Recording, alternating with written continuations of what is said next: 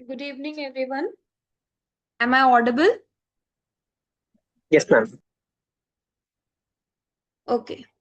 So, I'll be discussing today UPPSC 2018 question paper. And while discussing, you will notice that most of the questions which are there in the paper, I've already discussed in the classes. If you have attended in the Organon class, in the PSM class, in practice of medicine class, we have already discussed those topics. Okay. So, and this paper is little bit easy. Okay. So let's start the discussion today. Please be active. You can, whenever I'll be asking the questions, you can actively participate.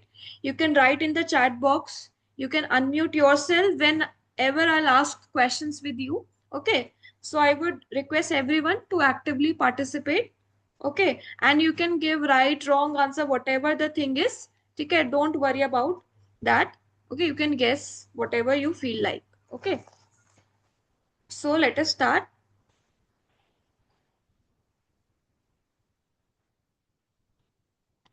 Okay, the first question.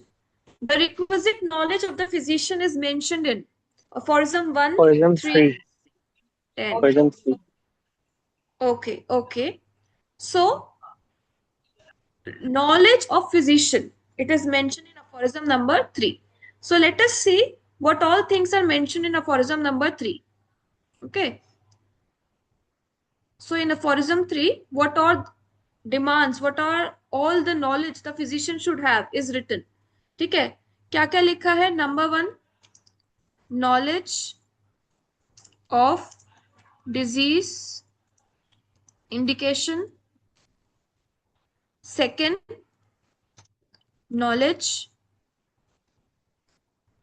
of medicinal power. Third, knowledge of application of medicinal knowledge to disease knowledge. Then, knowledge of choice of remedy.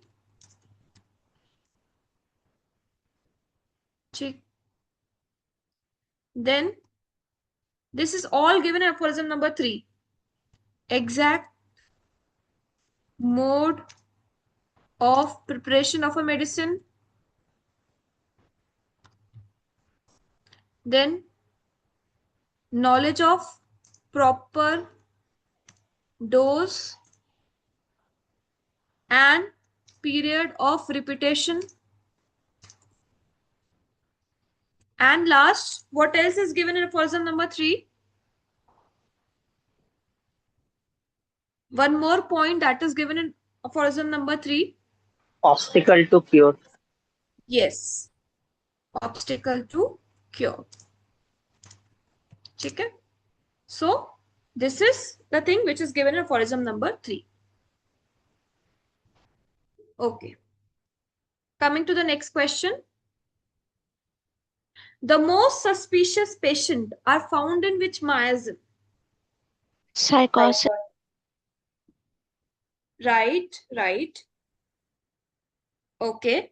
So the most suspicious patient are found in psychosis, but there is one more miasm where you can find suspiciousness. और कौन सा miasm है? Syphilis. Yes. So अगर हम बात करें characteristic symptom की, mind के सिम्टम की, माइज्म की, तो हम कह सकते हैं सिफिलिस और साइकोसिस दोनों में हमें सस्पिशियस मिल सकता है. ठीक है.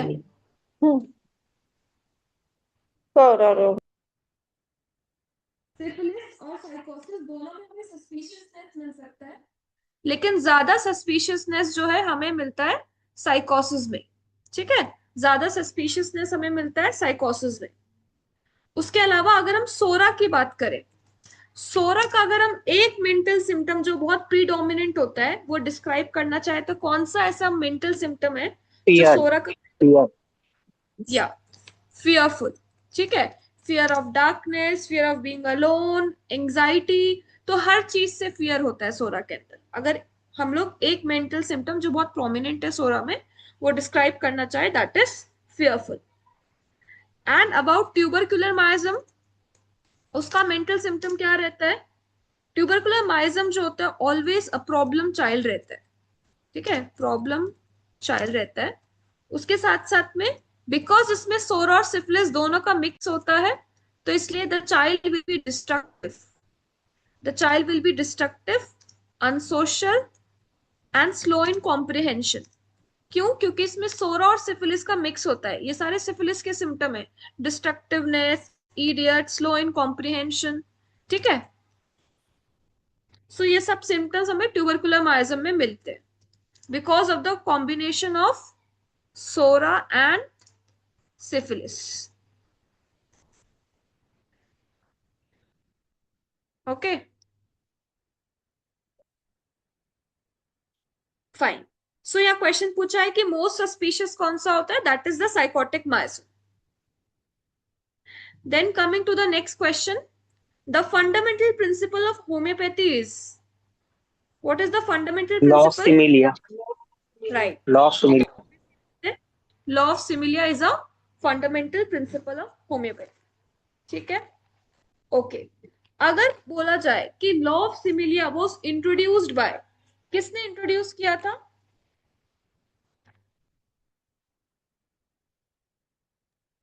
Animal. Law of similia was introduced by, I am asking introduced, not discovered.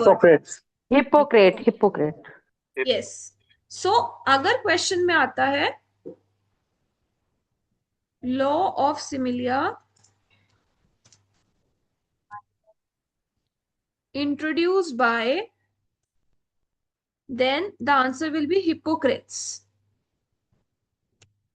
और अगर आएगा law of similia discovered by, और किसने सबसे पहले प्रैक्टिकली इसको यूज किया, तब हमारा आंसर आएगा Hahnemann, right, okay okay. And Hippocrates also introduce one more law, ठीक है, लॉ ऑफ सिमिलिया तो उसने इंट्रोड्यूस किया था, उसके साथ साथ में हिपोक्रेट्स ने लॉ ऑफ कॉन्ट्रेरिया भी इंट्रोड्यूस किया है, हिपोक्रेट्स ने लॉ ऑफ कॉन्ट्रेरिया भी इंट्रोड्यूस किया है, ठीक है। सो ये दोनों लॉ जो है हिपोक्रेट्स ने इंट्रोड्यूस किया है और डिस्कवर किया है हैनिमन ने, ठीक, okay.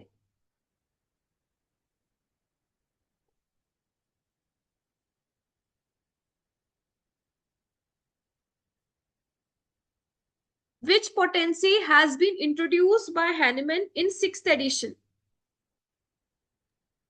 50 millisiemens. 50 millisiemens. 50 LM millisiemens. potency. LM potency. LM Okay. potency. Okay, अच्छा, अब इसमें थोड़ा सा कंफ्यूजिंग है, ठीक है, यहां पे हमारा 50 मिलीसिमल आंसर होगा। अभी इसके डिफरेंट डिफरेंट टर्म्स क्या क्या किसने दिए हैं, लेट अस सी, ठीक है। जैसे कि क्यू पोटेंसी, जो कि एलएम पोटेंसी का ही दूसरा नाम है, क्यू पोटेंसी, ये किसने दिया है? George Quinley. यस, जॉन स्कुंजली। Then LM potency word, LM potency word किसने दिया है? Rudolf Rudolf. Fleury. Yes, Fleury. Fleury, ठीक। एंड 50 मिलीसिमल वर्ड, अगर 50 मिलीसिमल की बात करें, ठीक है, Pierre Smith. यस, पियरी स्मिथ ने दिया है, Pierce. या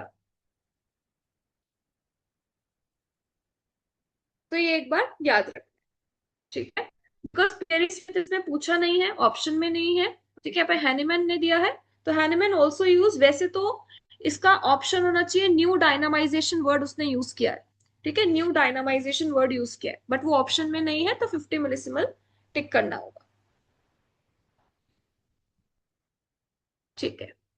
next, chronic disease have very rapid course, very abrupt onset, very lingering course, very slow onset, very rapid course, very slow, very lingering course, very abrupt onset.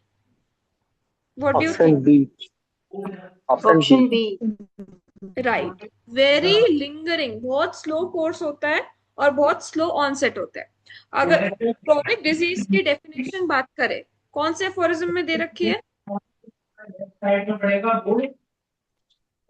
Chronic disease की definition की बात करें, कौन से aphorism में दे रखी है?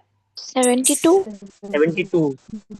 Right, right, जहां पे लिखा है इम्परसेप्टेबल बिगनिंग। ठीक है, जहां पे क्रोनिक डिजीज को बोला गया है इम्परसेप्टेबल बिगनिंग। ठीक है, सो क्रोनिक डिजीज की डेफिनेशन हमें 72 में मिल जाएगी। ठीक है, अच्छा, अगर हम टाइप्स ऑफ क्रोनिक डिजीज की बात करें, जो ऑर्गेनॉन के हिसाब से है, जो ऑर्गेनॉन के बुक में दे रखी है हमारे, कौन कौन से टाइप ऑफ क्रोनिक डिजीज है?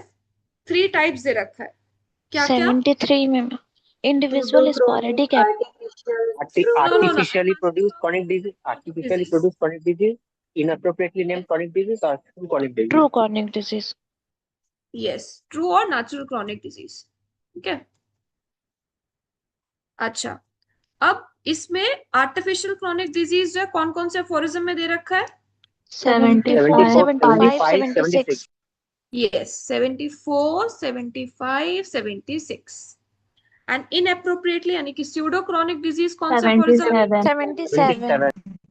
True natural chronic disease in 78. 28.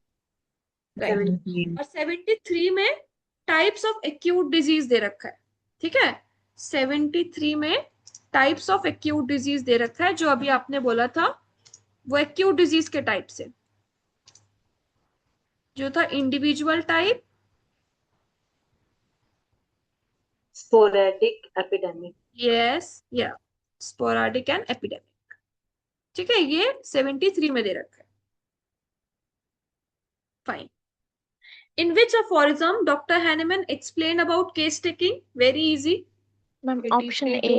3 to 104. Yes. और अगर ड्रग प्रूविंग पूछेंगे तो 105, 105 to 75. 1 to 145. 5 to 1. 105 to Yes, yes. So drug proving is in 105 to 145 and case taking is in 83 to 104. Hypochondriac patient के बारे में कौन से अफोरिज्म में दिया है? 96. 117. 117. अच्छा, hypochondria 90. कॉन्ड्रियक 96. Yes, yes. अच्छा, फीमेल केस टेकिंग के बारे में कौन से अफोरिज्म में दिया है? 94. 95. 94. 94. 94 footnote. 94 footnote. यस, 94 का फुटनोट, राइट। ठीक है, next question, modus operandi in homeopathy is explain in which aphorism? 29. 29. 29. So how homeopathy works, किस तरह से हमारी जो आर्टिफिशियल डिजीज क्रिएट होती है हमारी मेडिसिन से और वो नेचुरल डिजीज को ओवरकम करती है। ठीक है, being the similar and more stronger, ये पूरा एक्सप्लेनेशन 29 अफोरिज्म में दे रखा है, जिसको मोडस ऑपरेंडी बोलते हैं। वन मोर अफोरिज्म जहां पे मोडस ऑपरेंडी दिया है, 148 aphorism. यस यस यस, ठीक है, 148 अफोरिज्म भी ऐसा अफोरिज्म है जहां पे हैनेमैन ने, अगर ऑप्शन में रहता है 148 एंड 29 तो बोथ टिक करना पड़ेगा। ठीक है, सो 148 अफोरिज्म में भी हमारा दे रखा है मोडस ऑपरेंडी। ठीक है, 148।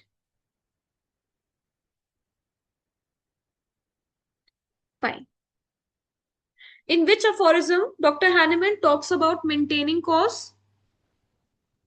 यानी cause और causality? 7. Right, right.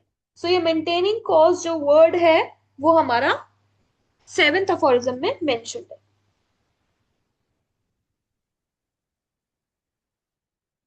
Okay, homeopathic cure is describe in which aphorism? 29. Yes, वही मोडस ऑपरेंडी जिसको बोला जा रहा है। ठीक है, that is same.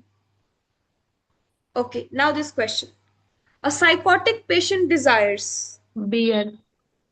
Beer. Okay, okay, right one. So let us discuss some desires. ठीक है, सोरा का डिजायर क्या होता है in food? Warm food. Sweet. Sweet. Warm, Sweet. spicy, warm. No, sweet, meat, ये डिजायर रहता है ज्यादातर सोरा का। सिफिलिस का डिजायर क्या होता है? Cold food. Ma'am, Fish. acids, Sour. sweets, cold food, acid, sweet. Sweet, ma'am यहाँ एंड मीट से एवर्जन होता है। Aversion. Very good, very good. Aversion to meat, ठीक है। सिफिलिस में एवर्जन टू मीट होता है। और ट्यूबरकुलर का डिजायर क्या होता है? Desire for Potato. Ma'am, potato, yes, cold cold things, things. Potato, and of course meat, ठीक है। एंड साइकोसिस का we have discuss about the beer and beverages, ठीक है। So these are the some desires जो important है। Specially psora का sweet इस तरह से क्वेश्चन आता है, सिफिलिस का एवर्जन टू मीट ये क्वेश्चन आता है, ठीक। Okay. Inappropriately named chronic disease is given in Question 77. 77. yes, pseudo chronic disease or inappropriately named chronic disease is given in 77 aphorism. So can you tell me why this pseudo chronic disease or inappropriately named chronic disease happens? What is the reason behind that? Because they are not true chronic diseases. The obnoxious influencing agents, we need to avoid that. If we avoid that and maintain the healthy diet and lifestyle, then it will be reverted back to normal. Yes. So this inappropriately named chronic disease are the one which occur in patients who are continuously exposed to avoidable noxious influences. ऐसे patient जो हमेशा avoidable, जिनको हम avoid कर सकते हैं, noxious influences से जो बार बार एक्सपोज होते रहते हैं। फॉर एग्जाम्पल कोई पेशेंट है रोज दारू पी रहा है, ठीक है, बहुत अल्कोहल ले रहा है। फॉर एग्जाम्पल कोई पेशेंट है वो डैम्प एरिया में रह रहा है, या फिर कोई पेशेंट है वो एक्सरसाइज कर ही नहीं रहा है, उसकी वजह से उसको प्रॉब्लम्स आ रही है। सो दीज आर एक्चुअली, इसको मेंटेनिंग कॉज भी बोल सकते हैं। तो ये सारे ऐसे अवॉइडेबल नॉक्शियस एजेंट्स हैं जिसको वो अवॉइड कर सकता है लेकिन वो पेशेंट नहीं कर रहा है, जिसकी वजह से उसमें क्रोनिक डिजीज डेवलप हो गई है। तो अगर वो वहां पे उन सबको मेंटेन कर लेगा, फॉर एग्जाम्पल अगर वो मार्शी एरिया में रह रहा है जाके ड्राई एरिया में रहने लग जाएगा, अगर वो एक्सरसाइज नहीं कर रहा है एक्सरसाइज करने लग जाएगा, तो अपने आप ये डिजीजेस कंट्रोल हो जाएगी। So that is why they are known as, क्योंकि ये ट्रू मायाजम की वजह से नहीं है, that is why they are known as inappropriately named chronic disease, because they are due to the exposure of avoidable noxious influences, which is given in 77 aphorism. In which of the following diet regulation changes are necessary? Indisposition. Indisposition. Right. So indisposition is given in aphorism number 150. 150. 150. 7 footnote. And seven footnote of footnote. 7. footnote and 150, right? ठीक है, 7 footnote भी है और 150 भी है।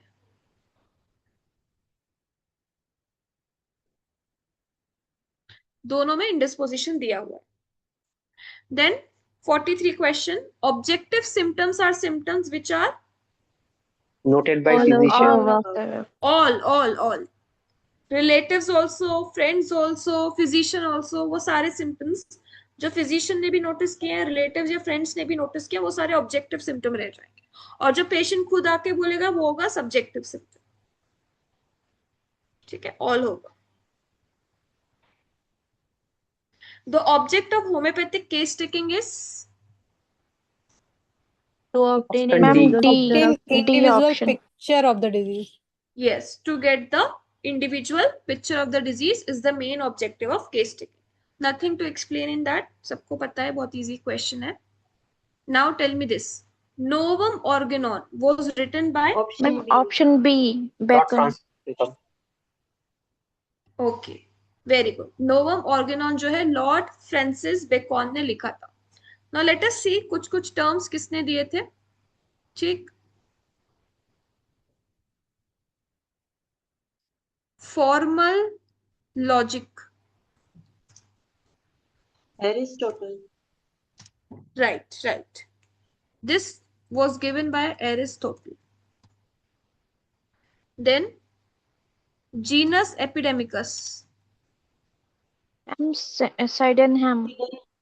Yes, Sydenham. Right, right.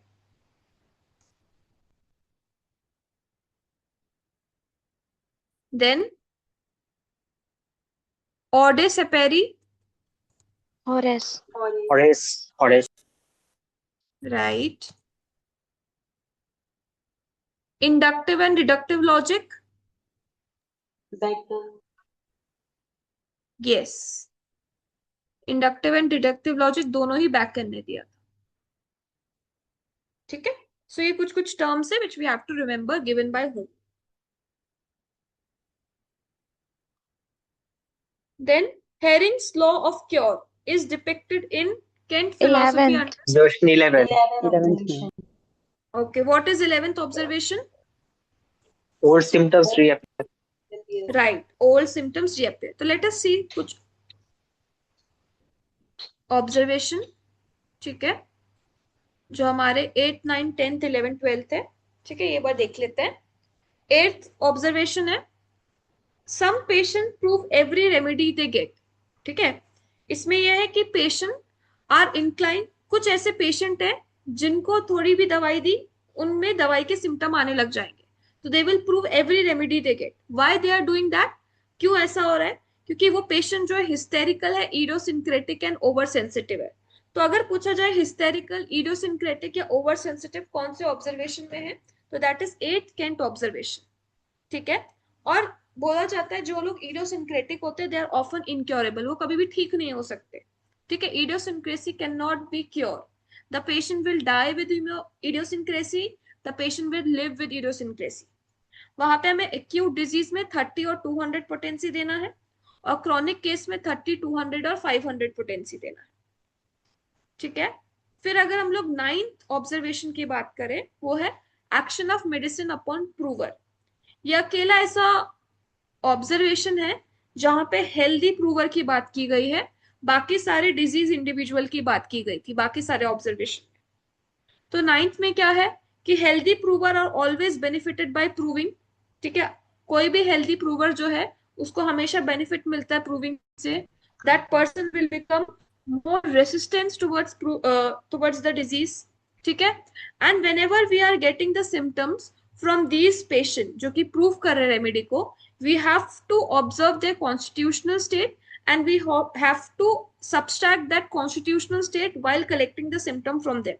जब हम proving symptom इन patient से कलेक्ट करेंगे तो हम देख लेंगे कि उनके कॉन्स्टिट्यूशनल स्टेट के सिम्टम क्या है, और प्रूविंग सिम्टम कलेक्ट करते समय हमें कॉन्स्टिट्यूशनल स्टेट के सिम्टम माइनस कर देना है. फिर 10th ऑब्जर्वेशन, 11th ऑब्जर्वेशन और 12th ऑब्जर्वेशन हमें याद करना है नाउ से, NOW. ठीक है, 10th है हमारा new symptoms when appearing after the remedy. Then 11th है when old symptoms appear, and 12th है when wrong direction takes place, when wrong direction occurs.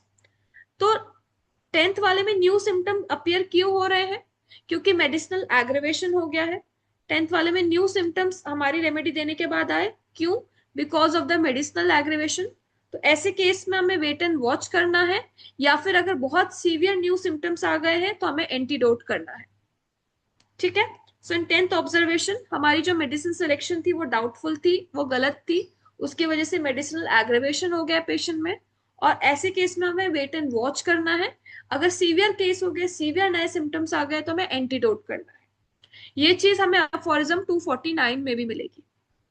ठीक है, देन 11th मतलब जब old symptom are observe to reappear. This is the one of the good, और बोल सकते हैं अच्छा प्रोग्नोसिस वाला ऑब्जर्वेशन, कि हमने पेशेंट को मेडिसिन दिया और हेरिंग्स लॉ फॉलो हुआ और ओल्ड सिम्टम जो है वापस आ गया.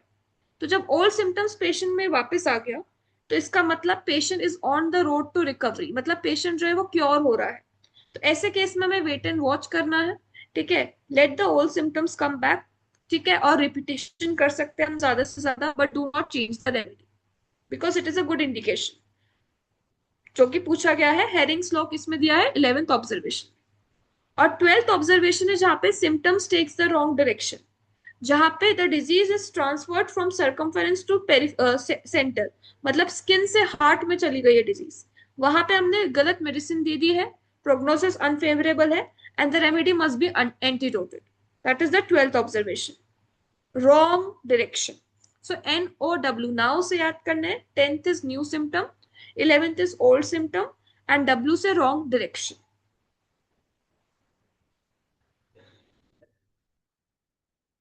Okay. Then coming to the next question. Collagen formation is impaired in which deficiency? कौन से vitamin की deficiency से? Vitamin C deficiency. yes. Vitamin C deficiency से कोलाजन फॉर्मेशन इम्पेयर्ड हो जाता है, क्योंकि कोलाजन फॉर्मेशन में विटामिन सी बहुत ज्यादा हेल्प करता है. तो विटामिन सी की अगर हम लोग बात करें, उसको एस्कॉर्बिक एसिड भी बोला जाता है. ठीक है, कोलाजन सिंथेसिस में इसका फंक्शन होता है. हमारी बॉडी में अगर इंफेक्शन फाइट करना है तो वहां पे इसका एक्टिविटी होती है. एंटीऑक्सीडेंट एक्टिविटी होता है. It helps in the prevention of heart disease and cancer. ठीक है, अभी विटामिन सी की अगर डेफिशिएंसी हो जाए तो स्कर्वी हो सकती है, स्लो वुंड हीलिंग, स्किन में ब्लीडिंग, जॉइंट्स में bleeding, fatigue, joint pain, impaired growth in the children. ठीक है, digestive problems, nose bleeding, easy bruising, ये सारी चीजें हमें विटामिन सी डेफिशिएंसी की वजह से मिल सकती है. ठीक है, next. The shortest part of the colon is ascending, transverse, descending or sigmoid. Sigmoid.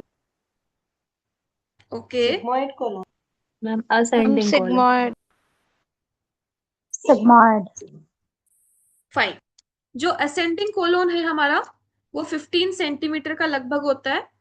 Transverse colon जो है हमारा वो 50 सेंटीमीटर के अप्रोक्स होता है. डिसेंडिंग कोलोन हमारा 25 सेंटीमीटर के अप्रोक्स होता है.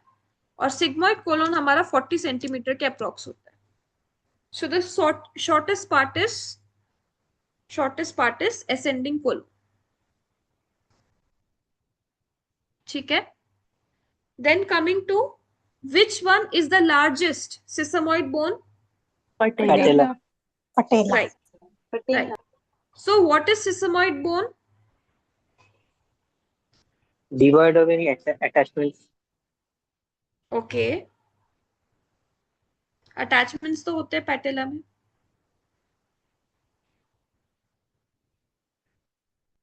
ये स्मॉल सीड शेपेड बोन्स होती हैं जो कि टेंडन में एम्बेडेड होती है.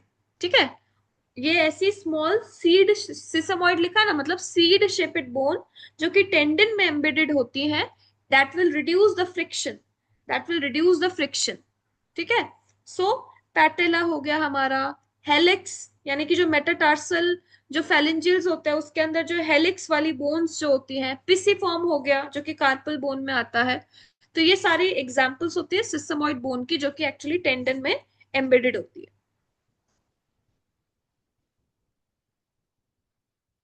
ठीक है, which is the longest muscle in the body? Sartorius. Sartorius. This everybody knows. ठीक है, जो सार्टोरियस, इसको टेलर मसल भी कहा जाता है. राइट, ये हमारा इसका ओरिजिन होता है इंटीरियर सुपीरियर इलेक स्पाइन और इसका इंसर्शन होता है हमारा प्रॉक्सिमल टिबिया में. ठीक है, so this is the longest muscle हमारी बॉडी में.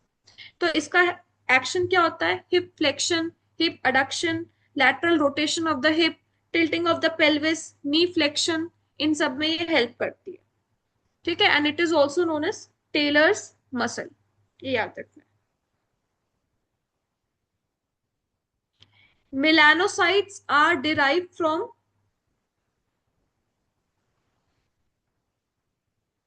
Ectoderm ma'am. Mesoderm. Mesoderm. Okay, ये एम्ब्रायोलॉजी का क्वेश्चन है. इसका आंसर होगा Neural neural crest cells. Cells. Right, neural crest cell से डिराइव होते हैं मिलानोसाइट. अगर पूछा जाए एपिडर्मिस की कौन सी लेयर में मिलानोसाइट मिलते हैं, जो 5 लेयर्स होती है उनमें से? Ma'am basal. Yes, stratum basal में. ठीक है, मिलानोसाइट लास्ट क्लास में पढ़ाए थे, क्वेश्चन भी आया था.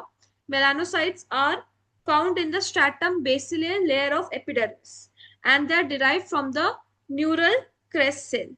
ठीक है, neural crest cell. and they produce melanin, which give pigment to the skin and the hair.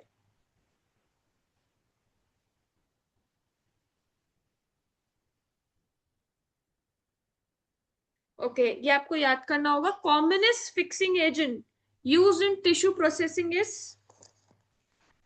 Formaldehyde. Yes formaldehyde. ये आपको याद करना है. ठीक है. अच्छा म्यूजिशियन नर्व किसको बोला जाता है? Ulnar nerve. Right right. और labourer's nerve? Median nerve. Median. Median nerve को लेबरर्स नर्व कहा जाता है और म्यूजिशियन नर्व जो है वो अल्नर नर्व को कहा जाएगा. Okay next. First metacarpal joint is an example of saddle joint. yes yes it is an example of saddle joint. ये important है. ठीक है. so first metacarpal joint is a saddle joint. This type of joint allows greater freedom of movement as compared to the hinge joint or synovial joint. तो इसकी वजह से ज्यादा movement हो पाता है. enabling flexion, extension, abduction, adduction. ठीक है. so first metacarpal joint is a saddle joint. Okay. Autoimmune destruction of platelets it's seen in which of the disease? SLE. Okay. और कोई?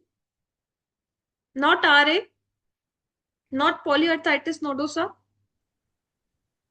Ma'am, polyarthritis nodosa. Okay.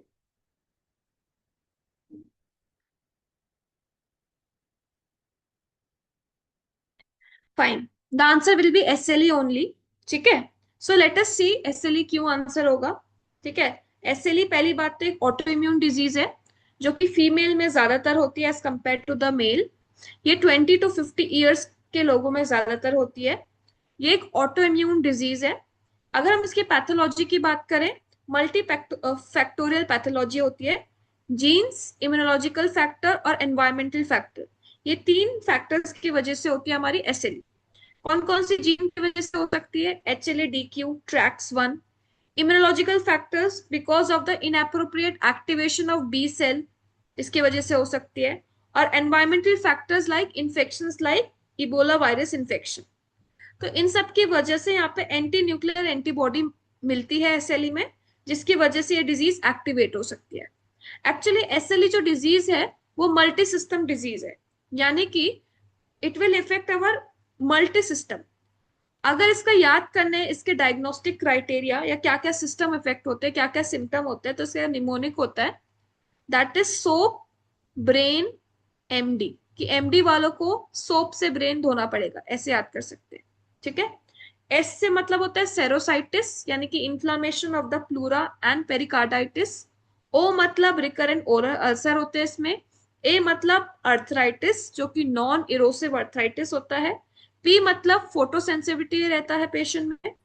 Then B मतलब blood loss. यहाँ पे B मतलब blood loss, मतलब यहाँ पे क्या होता है ब्लड में सारी जो न्यूट्रोफिल्स हो गए, प्लेटलेट्स हो गया, WBC, RBC, प्लेटलेट्स, पैनसाइटोपिनिया, तीनों का ही ऑटोइम्यून डिस्ट्रक्शन हो जाता है एसएलई में.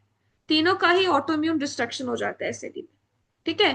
प्लेटलेट्स हो गया हमारा, WBC हो गया और RA हो गया, RBC हो गया. तीनों का ही ऑटोइम्यून डिस्ट्रक्शन होता है. That is why the answer will be SLE. Then it is also affecting kidney. Renal disease भी होता है, ल्यूपस नेफ्राइटिस कॉज करता है. इसके अंदर हमारे एंटी न्यूक्लियर एंटीबॉडी मिलती है. एंटी न्यूक्लियर एंटीबॉडी मतलब न्यूक्लिक एसिड जो होता है उसके अगेंस्ट ही एंटीबॉडी बन जाती है. उसके अलावा immunological factors like double standard DNA, anti Smith DNA मिलता है. ठीक है. उसके अलावा न्यूरोलॉजिकल सिम्टम्स मिलते हैं. एन से न्यूरोलॉजिकल सिम्टम्स, एम से मैलर रैश या बटरफ्लाई रैश और डी से discoid rash. So this is a basic diagnostic criteria of SLE. Out of these 11, 4 diagnostic criteria is essential for diagnosis of SLE. ठीक है. So the answer will be autoimmune destruction of platelets is usually by SLE. Then Bronchiectasis most commonly occur in which lobe? left lower. Right. Bronchiectasis जो disease होती है, what do you mean by bronchiectasis? Inflammation of bronchioles. तो वो तो Permanent dilatation of chronic and permanent inflammation and dilatation of the bronchi and bronchioles. ठीक है, यहाँ पे क्या होगा, परमानेंट डैमेज टाइप हो जाएगा, ये इंपॉर्टेंट है. ब्रोंकिक्टेसिस मतलब chronic inflammation and permanent dilatation, मतलब it is not a reversible disease. ठीक है, it is not a reversible disease of bronchi and bronchioles को हम लोग ब्रोंकिक्टेसिस कहते हैं. यहाँ पे यूजुअली क्या होता है, कॉज इसका रहता है रिकरेंट इन्फेक्शन, बार बार इन्फेक्शन अगर हो रहा है तो बोला जाता है लेफ्ट लोअर लोब में ज्यादा इन्फेक्शन होने के चांसेस होते हैं, रिकरेंट इन्फेक्शन होने के चांसेस होते हैं, इसकी वजह से वहां पे ब्रोंकिक्टेसिस होने के चांसेस ज्यादा होते हैं.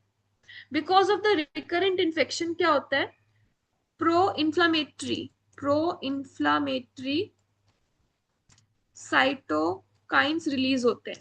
ये जो प्रो इन्फ्लामेटरी साइटोकाइंस रिलीज हो रहे हैं बिकॉज ऑफ द रैपिड बार बार जो इन्फेक्शन हो रहा है, उसके अलावा इन्फ्लामेशन हो रहा है, उसकी वजह से हमारे प्रो इन्फ्लामेटरी साइटोकाइंस रिलीज होते हैं जो डैमेज कर देते हैं एपिथेलियम को, ब्रोंकियल्स के अंदर जो एपिथेलियम होती है, जिसकी वजह से permanent dilatation and chronic inflammation हो जाता है ब्रोंकियल्स और ब्रोंकाई का.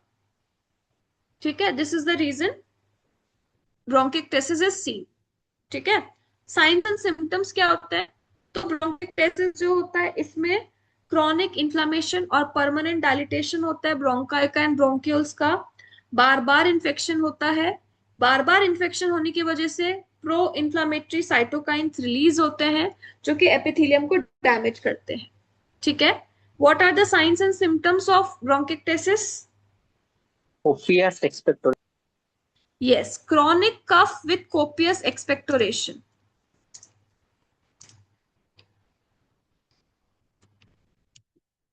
बहुत ज्यादा एक्सपेक्टोरेशन होगा क्योंकि बहुत ज्यादा डैमेज हो जाता है एपिथेलियम का, जिसकी वजह से पूरा म्यूकस वहां पे डिपॉजिट होने लग जाता है. ठीक है, chronic cough with copious expectoration. Breathing difficulty हो सकती है, difficulty in breathing, chest pain हो सकता है, उसके साथ में ब्लीडिंग, हिमोप्टाइसिस विद कफ भी हो सकता है. ठीक है, हिमोप्टाइसिस विद कफ भी हो सकता है. इवन द पर्सन में प्रेजेंट विद क्लबिंग और द फिंगर्स. ठीक है, अच्छा, is it a obstructive disease और a restrictive disease? Is it a obstructive lung disease or a restrictive lung Yes. disease? Restrictive. Restrictive. Obstructive. obstructive. Obstructive. It is obstructive lung disease. ठीक है, it is obstructive lung disease. ठीक, क्योंकि यहाँ पे क्या हो रहा है, जो परमानेंट डायलिटेशन हो रहा है, पूरा जो डैमेज हो रहा है हमारी ब्रोंकियल्स का, इसकी वजह से क्या हो रहा है, म्यूकस प्रोडक्शन हो रहा है और उसके साथ साथ में ब्रीदिंग डिफिकल्टी होने की वजह से, ब्रीथिंग डिफिकल्टी क्यों हो रहा है, बिकॉज एयर फ्लो ऑब्स्ट्रक्शन हो जा रहा है, एयर जो है वो अंदर ही रह जा रही है, पेशेंट ठीक से एक्सपायर ही नहीं कर पा रहा है. ठीक है, so because of the this damage of the epithelium, the air will get obstructive, so that is why it is known as obstructive lung disease. ठीक है, so it is more common in the left lower lobe. ये याद रखना है.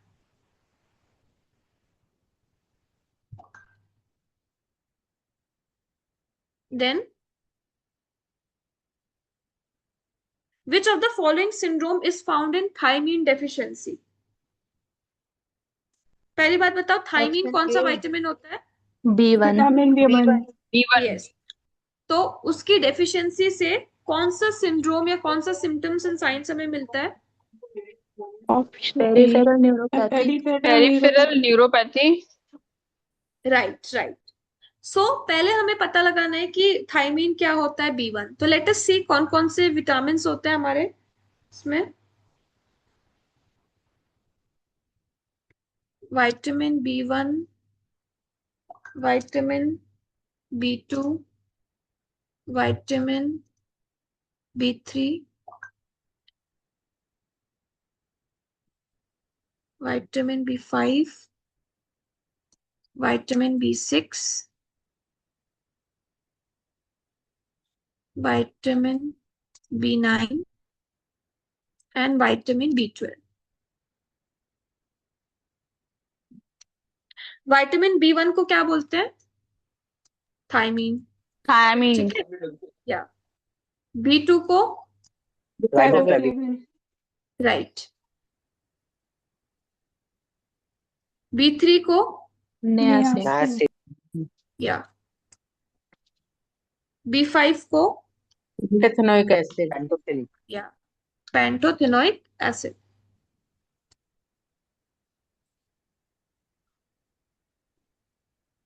B6 को Pyridoxine. Yes. B9 को Folic acid. Folic. Folic. Yes, folic acid. And B12 को Cyanocobalamin. Cyanocobalamin. Cyanocobalamin. ठीक है ना। इसमें विटामिन B1 जो होता है उसकी डेफिशिएंसी से हमारा क्या क्या डिजीजेस होती है, क्या क्या प्रॉब्लम होती है? एक होता है हमारा बेरी बेरी, ठीक है, और क्या क्या होता है? Wernicke's post. वर्निक्स एनकेफेलोपैथी, ठीक है, वर्निक्स एनकेफेलोपैथी। अब जो बेरी बेरी होता है ये दो तरह का होता है, एक होता है ड्राई बेरी बेरी और एक होता है वेट बेरी बेरी। ठीक है, एक होता है ड्राई बेरी बेरी और एक होता है वेट बेरी बेरी। जो ड्राई बेरी बेरी होता है उसके अंदर मोस्टली मसल्स और नर्व्स की प्रॉब्लम होती है, जिसका एक मैनिफेस्टेशन होता है पेरिफेरल न्यूरोपैथी, जो कि हमारे क्वेश्चन में दिया है कि विटामिन B1 की डेफिशिएंसी से क्या होता है। ठीक है, तो ड्राई बेरी बेरी में ज्यादातर मसल्स में प्रॉब्लम होती है, नर्व्स में प्रॉब्लम होती है, जिसकी वजह से numbness, weakness, wasting of the muscles ये सब मिलता है और इडिमा नहीं मिलता है पेशेंट में। बट वेट बेरी बेरी मतलब कि प्लूरल फ्लूइड या फिर पेरिकार्डाइटिस का प्रॉब्लम है। ठीक है, वहां पे हमारा प्लूरल एफ्यूजन या पेरिकार्डाइटिस का प्रॉब्लम है, जिसकी वजह से पिटिंग इडिमा मिलता है पेशेंट में वेट बेरी बेरी में। उसके साथ साथ में टेकिकार्डिया, रेस्पिरेटरी डिफिकल्टी, ये सब हमें वेट बेरी बेरी में मिलता है। ठीक है, देन अबाउट वर्निक्स एनकेफेलोपैथी, क्या क्या साइंस एंड सिम्टम्स होते हैं वर्निक्स एनकेफेलोपैथी के?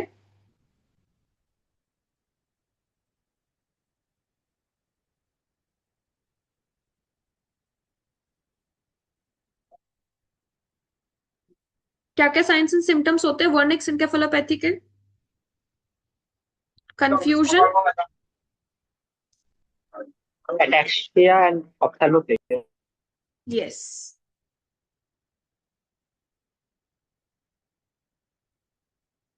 ऑप्थेल्मोप्लेजिया और निस्टैग्मस। ठीक है, सो ये हमें वर्निक्स एनकेफेलोपैथी में मिलता है, which is also due to the deficiency of vitamin B1। ठीक है, fine, so that is why the answer will be peripheral neuropathy. Colour blindness क्यों मिलता है?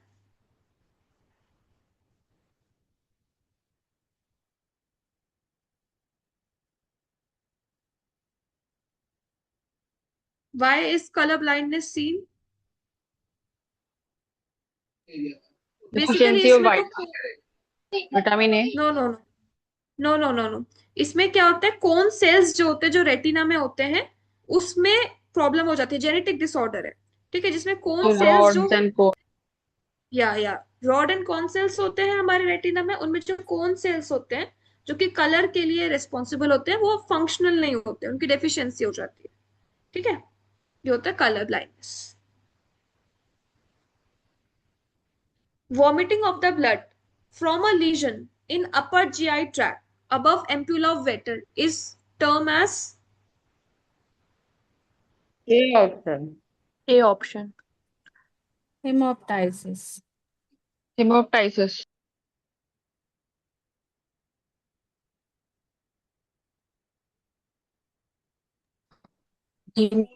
Hematemesis. Hematemesis, sorry. Yes yes, Hematemesis. हाँ, क्योंकि हिमोप्टाइसिस तो कफ हो गया ना, वॉमिटिंग पूछा है, Yes, yes. ठीक है। Hemoptysis is cough. Melena is from stool, and hemorrhoids is yes, from piles, and hematemesis is from upper GI.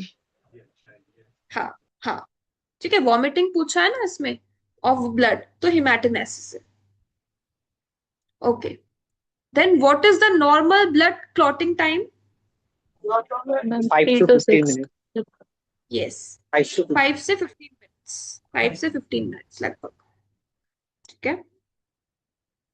Okay, now हेंसेन्स disease किसका दूसरा नाम है? leprosy. Leprosy. ये बहुत बार क्वेश्चन पूछा है, दिस इज Leprosy. वेरी या so Hansen's disease is another name of leprosy. Let us see कुछ मैनिफेस्टेशन लेप्रोसी के, ठीक है। लेप्रोसी को हम लोग हैंसेन्स डिजीज कहते हैं। क्रॉनिक बैक्टीरियोलॉजिकल डिजीज होती है जो कि माइकोबैक्टीरियम लेप्रा से होती है। ये हमारी स्किन और पेरिफेरल नर्व्स को अफेक्ट करती है। देख सकते हो डायग्राम में, हाइपोपिगमेंटेड स्किन होगी, उसके अलावा न्यूरोलॉजिकल मैनिफेस्टेशन इसमें रहेगा, और ये नेग्लेक्टेड ट्रॉपिकल डिजीज होती है, ठीक है। और लेप्रोसी के लिए एलिमिनेशन प्रोग्राम कंडक्ट किया गया था जिसका मेन एम था to eliminate the leprosy by 2000, कि इसकी प्रिवेलेंस जो है 1/10,000 कर दिया जाए। That was the main M. ये ज्यादातर मल्टीबेसिलरी केसेस, इनएपरेंट केसेस या फिर ड्रॉपलेट इन्फेक्शन की वजह से स्प्रेड होती है। बोलते हैं अगर पेशेंट ने 90 डेज रिम्पाफेसिन जो कि इसका ट्रीटमेंट होता है वो ले लिया है, वो ट्रीटमेंट कंप्लीट कर लिया 90 डेज, तो वो इन्फेक्टिव नहीं रहता है। अगर उससे पहले वो पर्सन बहुत ज्यादा इन्फेक्टिव रहता है, और ये मेल में ज्यादातर होता है। और बोलते हैं लेप्रोसी का लॉन्गेस्ट इंक्यूबेशन पीरियड होता है जो कि 9 मंथ से 20 ईयर्स तक हो सकता है, ठीक है। Longest incubation period of the infectious disease होता है हमारा लेप्रोसी का 9 मंथ से 20 ईयर्स तक। ज्यादातर नर्व्स, म्यूकस मेम्ब्रेन और स्किन को अफेक्ट करेगा। तो आप देख सकते हो हाइपोपिगमेंटेड पैचेस मिलेंगे स्किन में, और वो जहां पे हाइपोपिगमेंटेड पैचेस मिलेंगे वहां की जो सेंसरी सेंसेशन है वो चली जाएगी, ठीक है, वहां की सेंसेशन भी चली जाएगी। उसके अलावा नोड्यूल्स मिल सकते हैं स्किन में। उसके अलावा ड्राई स्किन हो सकती है, हाथ पैर में नमनेस हो सकती है क्योंकि नर्व्स भी अफेक्टेड हो रहे हैं। पेनलेस अल्सर हो सकते हैं पैरों पे, ठीक है। उसके अलावा there will be painless swelling of the face, loss of eyebrows, ये सारे साइंस एंड सिम्टम्स हमें मिल सकते हैं। Ulnar nerve, medial nerve, posterior tibial nerve, ये सारी नर्व जो ज्यादातर इसमें इफेक्ट होती है, ठीक। Okay, neck rigidity without fever is seen in Meningitis. okay, now अगर यहाँ पे पूछा होता with fever तो the answer will be meningitis, but without fever मतलब So inflammation it is नहीं हुआ, subarachnoid that is why hemorrhage. no it is meningism, it is meningism, ठीक है। यहाँ पे क्या होगा, हेड Ma'am, है, neck rigidity is also present in subarachnoid hemorrhage. So fever is there in that. meningism में तो इन्फ्लामेशन नहीं होता है ना, meningitis में होता है। No, ma'am. Subarachnoid hemorrhage, in that also neck rigidity is. Yes, neck rigidity होती है, राइट, सही है, उसमें भी नेक रिजिडिटी होती है, बट उसमें लो ग्रेड फीवर रहता है सब एरेक्नॉइड हेमरेज में। ठीक है, so that is why the answer is meningism, क्योंकि उसमें भी लो ग्रेड फीवर है, इसमें भी फीवर है, मेनिंजाइटिस में भी, बट मेनिंजिज्म में नहीं है फीवर, बिकॉज यहाँ पे एक्चुअल इन्फ्लामेशन नहीं होता है।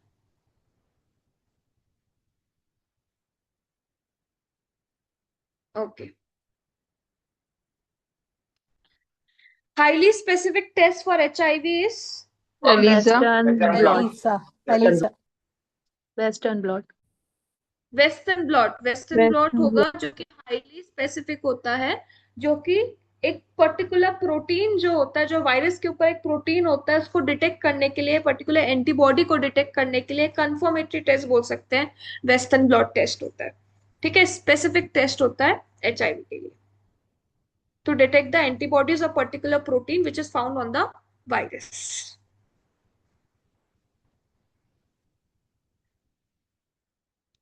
Lumbar puncture is considered in which disease, कौन सी डिजीज में लंबर पंक्चर किया जाता है? Bacterial meningitis. Meningitis. Yes, bacterial meningitis. Now lumbar puncture जो है कौन सी साइट से किया जाता है? L3, L4. L3. हाँ, ज्यादातर L3, L4 या L5, L4, L5, ठीक है, इन दोनों साइट में से किया जाता है क्योंकि यहाँ पे स्पाइनल कॉर्ड एंड हो जाती है। ठीक है, और एक और बात है जो इसमें याद रखना है हमें, बैक्टीरियल मेनिंजाइटिस के केस में व्हाट लंबर पंक्चर करके हम क्या करेंगे, सीएसएफ में चेंजेस देखेंगे। ठीक है, तो what changes you will see in the CSF? Glucose कम मिलेगा। ओके, ग्लूकोज जो है सीएसएफ में कम हो जाएगा। What about the appearance of the CSF? Turbid. Yes, turbid हो जाएगा। What about the pressure in the CSF in bacterial meningitis? Increase. Increase हो जाएगा। Pressure will be normal, bacterial meningitis में प्रेशर नॉर्मल रहता है। प्रोटीन, सीएसएफ में protein increase हो जाएगा। ठीक है, क्लोराइड, अच्छा, क्या हो रहा है, जो बैक्टीरियाज होते हैं वो सारे ग्लूकोज खा जाते हैं, इस वजह से ग्लूकोज डिक्रीज हो जा रहा है सीएसएफ में। ठीक है, क्लोराइड जो है वो क्या होगा, सीएसएफ में बढ़ेगा या कम होगा बैक्टीरियल मेनिंजाइटिस के केस में?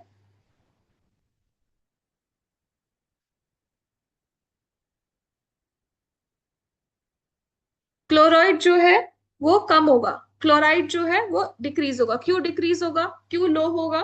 क्योंकि बहुत ज्यादा पेशेंट को वॉमिटिंग हो रही होगी। जो बैक्टीरियल मेनिंजाइटिस का पेशेंट होगा उसको फीवर, वॉमिटिंग ये सब दिख रहा होगा, जिसकी वजह से वो डिक्रीज हो जाएगा chloride.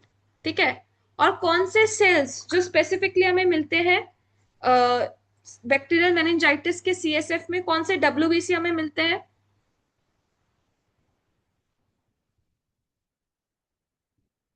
Which type of Lymphocytes. WBC? No, it's neutrophils, not lymphocytes, it's neutrophils. ठीक है, Okay, bacterial okay. It meningitis is के केस में bacterial है, हाँ.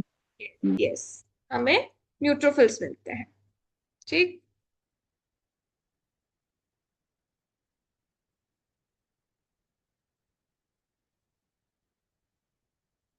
Okay,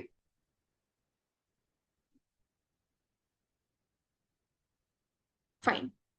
then which hepatitis is more common in pregnancy? Hepatitis B. E. B. E, ma'am. It's E, E। ठीक है, hepatitis E जो होता है मोस्ट कॉमन हेपेटाइटिस है प्रेगनेंसी में। देखो अब इसमें बहुत इंपॉर्टेंट याद रखना है, जो हेपेटाइटिस ई है वो फीको ओरल रूट से होता है। एक चीज ये याद रखना है, क्या क्या याद रखना है हेपेटाइटिस ई के बारे में? It is transmitted due to feco oral route. ठीक है, हेपेटाइटिस ई ये मोस्ट कॉमन हेपेटाइटिस है जो प्रेगनेंसी में होता है। ठीक है, उसके अलावा मोस्ट कॉमन कॉज या most common cause of epidemic, epidemic कौन सा हेपेटाइटिस होता है? This is also hepatitis E. ठीक है, जो एपिडेमिक कॉज करता है। अगर आप मुदित खन्ना में देखेंगे ये पॉइंट्स आपको मिल जाएगा। Most common cause of sporadic disease, sporadic hepatitis, तो भी हेपेटाइटिस ई होगा। और most common hepatitis in pregnancy, तो भी हेपेटाइटिस होगा। ठीक है, हेपेटाइटिस ई होगा। ठीक है, तो ये फीको ओरल रूट से होता है। यही हेपेटाइटिस जो एपिडेमिक डिजीज भी कॉज कर रहा है, स्पोराडिक भी कर रहा है, और प्रेगनेंसी में मोस्ट कॉमन है। ठीक है, ये हेपेटाइटिस ई की इंपॉर्टेंस है।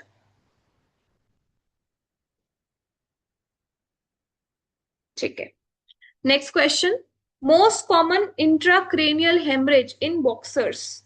बॉक्सर्स में कौन सा मोस्ट कॉमन इंट्राक्रेनियल हेमरेज होता है? Subdural. Subdural. Yes, yes. So boxers में क्या होता है, जब चोट लग जाती है उसकी वजह से सबड्यूरल हेमरेज होता है, जिसमें क्या होता है, ब्रिजिंग वेन्स होती है। सबड्यूरल मतलब ड्यूरा मैटर के नीचे, ठीक है। उसमें क्या होता है, सब ब्रिजिंग वेन्स होती है जिसका लीक होने लग जाता है, जिसका रप्चर हो जाता है, जिसकी वजह से सबड्यूरल हेमरेज होता है, ठीक है। ब्रिजिंग वेन्स, ये आता है question. There is a rupture of bridging veins in subdural haemorrhage which will ultimately cause intracranial haemorrhage in boxers. तो subdural haemorrhage is also known as subdural haematoma, जहां पे ब्लड कलेक्शन हो जाता है dura mater और arachnoid mater के बीच में। यहाँ पे क्या होता है, ब्रिजिंग वेन्स होती है जिसका रप्चर हो जाता है हेड इंजरी की वजह से, ठीक है, ये याद रखना। Method of choice for a newborn child not passing urine for 36 hours.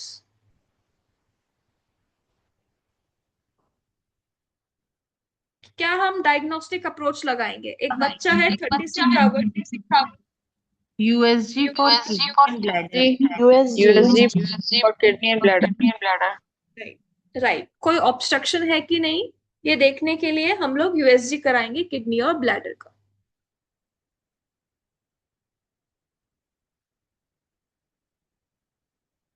Ads involve कौन से cells specially Option D. Helper T cell. Helper T cell. Yes, right. Iron overload is seen in all except, किसमें iron overload नहीं दिखेगा? Polycythemia vera. यस, क्योंकि polycythemia vera में already RBC बहुत ज्यादा फॉर्म हो रही है, जिसकी वजह से all iron will be consume, ठीक है। तो उसमें हमें आयरन ओवरलोड नहीं दिखेगा।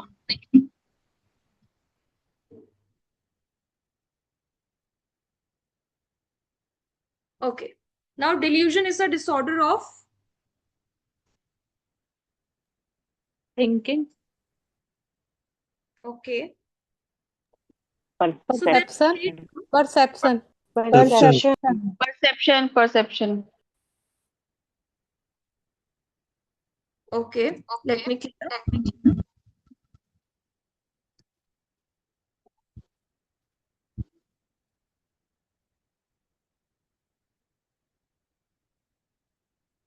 ये तीन टर्म्स होता है, हेलुसिनेशन, डिल्यूजन और इल्यूजन, ठीक है।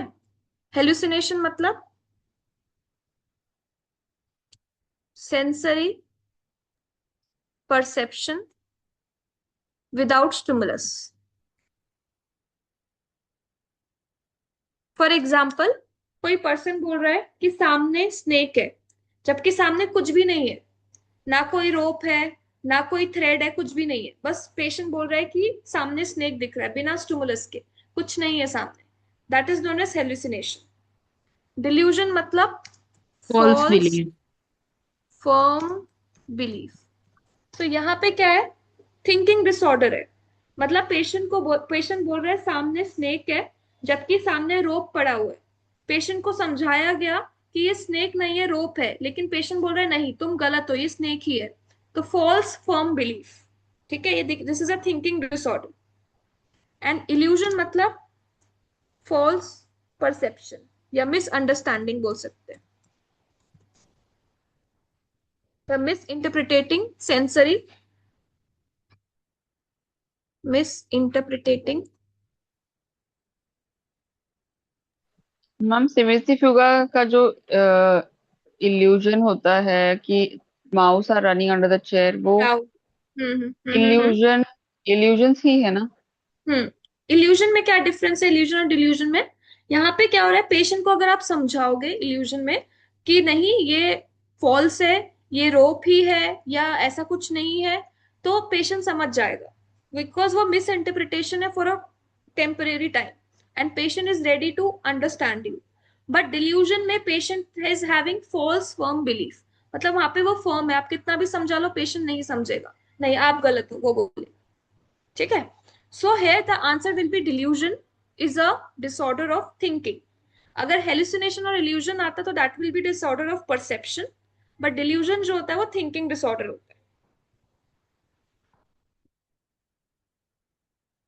Okay, all can cause diarrhea except इसका ना गलत क्वेश्चन पूछा गया है। एक्चुअली जो डायरिया होता है वो सिर्फ रोटा वायरस कॉज कर सकता है, ये तीनों वायरस जो है ज्यादातर डायरिया नहीं करते। ठीक है, दिस क्वेश्चन इज थोड़ा बहुत कंट्रोवर्शियल क्वेश्चन है, because rota virus causes diarrhoea, बाकी सारे नहीं करते हैं ज्यादातर। फिर इन MI which enzyme is raised in 4 to 6 hours and decreases in 3 to 4 hours? Ma'am CPK. CPK. ये ओके।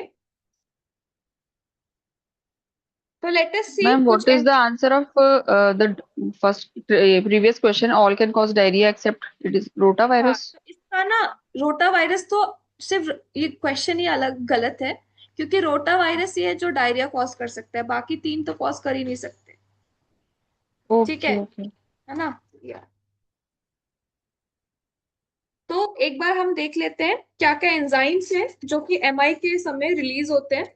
ठीक है, कौन कौन से टाइम पे वो रिलीज होते हैं, ये एक बार अच्छे से हमें देखना है। So let us see what are the cardiac enzymes. Okay,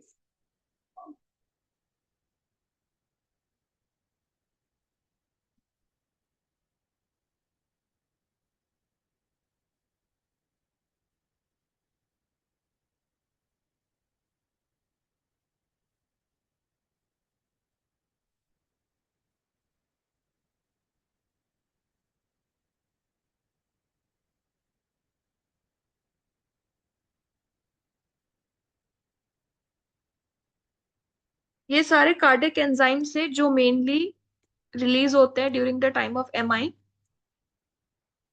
CKMB, TROP-I, TROP-T and myoglobin. ठीक है, अगर CKMB की बात करें, ये 4 to 8 आवर्स में मिलता है जो क्वेश्चन में पूछा गया है। TROP-I की बात करें, ये भी 4 to 8 आवर्स में मिलता है। TROP-T की बात करें, ये भी 4 to 8 आवर्स में मिलता है। और मायोग्लोबिन जो है सबसे पहले मिलता है जो है 30 मिनट्स में। ठीक है, फिर CKMB एक दिन के अंदर 24 आवर्स के अंदर नॉर्मल हो जाता है।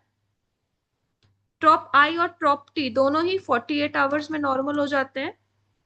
और मायोग्लोबिन जो है वो 4 to 6 आवर्स में नॉर्मल हो जाता है,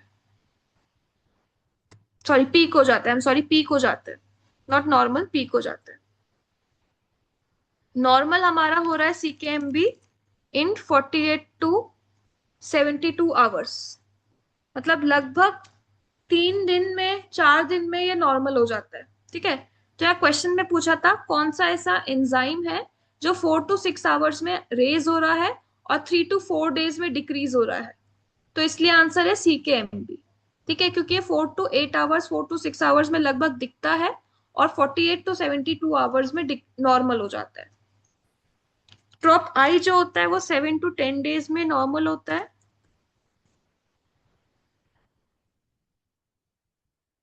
TROP-T जो होता है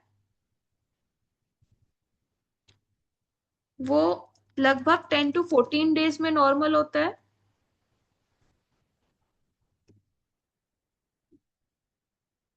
और जो हमारा मायोग्लोबिन है वो 10 to 12 आवर्स में ही नॉर्मल हो जाता है। अगर पूछा जाए अर्लीस्ट मार्कर कौन सा है, अर्लीस्ट मार्कर कौन सा है, तो कौन सा होगा अर्लीस्ट मार्कर? मायोग्लोबिन. Myoglobin. और अगर पूछा जाएगा मोस्ट स्पेसिफिक मार्कर कौन सा है? Ma'am troponin T. Very sensitive और वेरी स्पेसिफिक जो होता है हमारा ज्यादातर होता है ट्रोपोनिन आई। ठीक है, ट्रोपोनिन आई जो होता है वो very sensitive and very specific होता है। ठीक है, और क्योंकि क्वेश्चन में पूछा था कौन सा ऐसा मार्कर है जो 4 to 8 आवर्स 4 to 6 आवर्स में दिखता है और विद इन 4 डेज नॉर्मल हो जाता है, वो है हमारा CKMB। तो ये एक बार हमें याद रखना पड़ेगा थोड़ा। Next question, Nadas criteria are use for diagnosis of?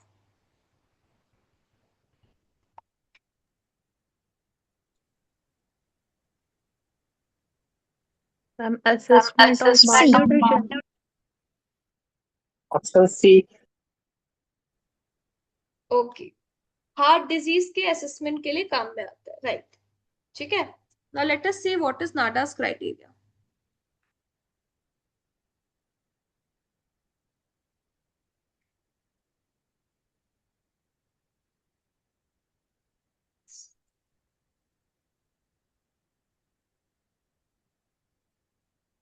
ये हमारा cyanotic heart disease, sorry congenital heart disease के डायग्नोसिस के लिए काम में आता है।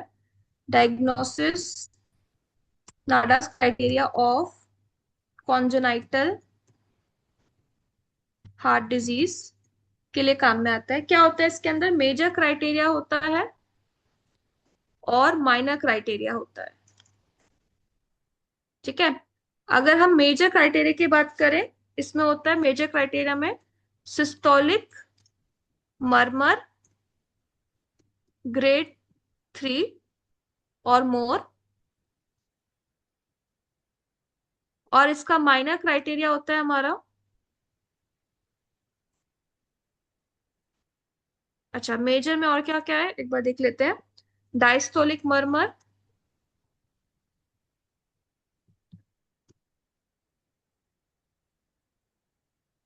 साइनोसिस और CSA, congestive heart failure. Minor में क्या क्या क्राइटेरिया होता है? Systolic murmur less than 3 grade, ठीक है, 3 ग्रेड से कम। Abnormal second heart sound, abnormal second heart sound,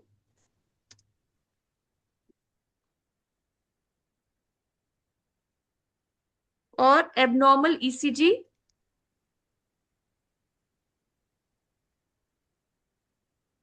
abnormal BP and abnormal BP and chest x-ray, ये होता है माइनर। ठीक है, अब अगर किसी को डायग्नोस करना है कि उसको कॉन्जेनाइटल हार्ट डिजीज है, तो उसमें या तो इस नाडास क्राइटेरिया में 2 मेजर जो है वो पॉजिटिव होने चाहिए, या फिर 1 major plus 2 minor, 1 major plus 2 minor positive होना चाहिए, तब उसको बोलेंगे कि person is suffering from congenital heart disease. ठीक है, okay, so this is basically for the assessment of a child having a heart disease. Okay, ये थोड़ा फार्मेकोलॉजी से क्वेश्चन है। बीटा ब्लॉकर्स कौन से डिजीजेस के लिए यूज किया जाता है? एंजाइटी के लिए। ठीक है, then hemolysis is caused by which pneumonia?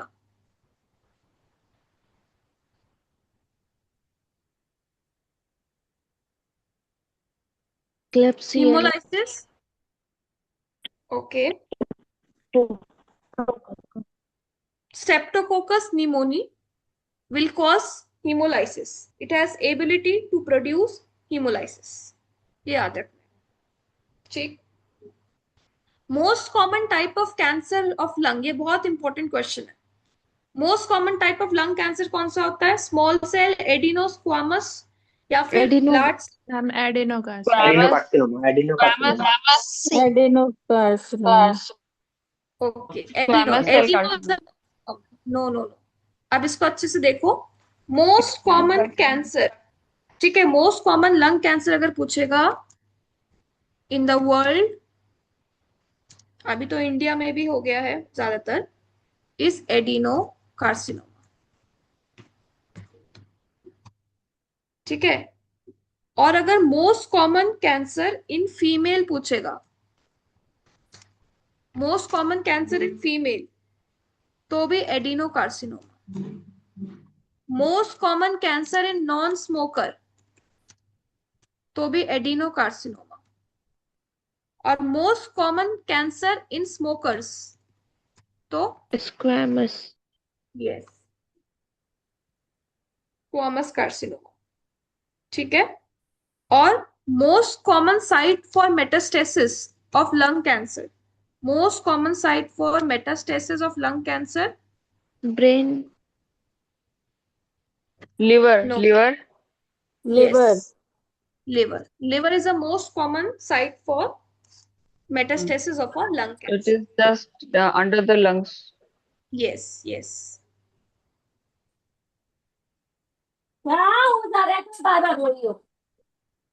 Ma'am एक बार पीछे वाली साइड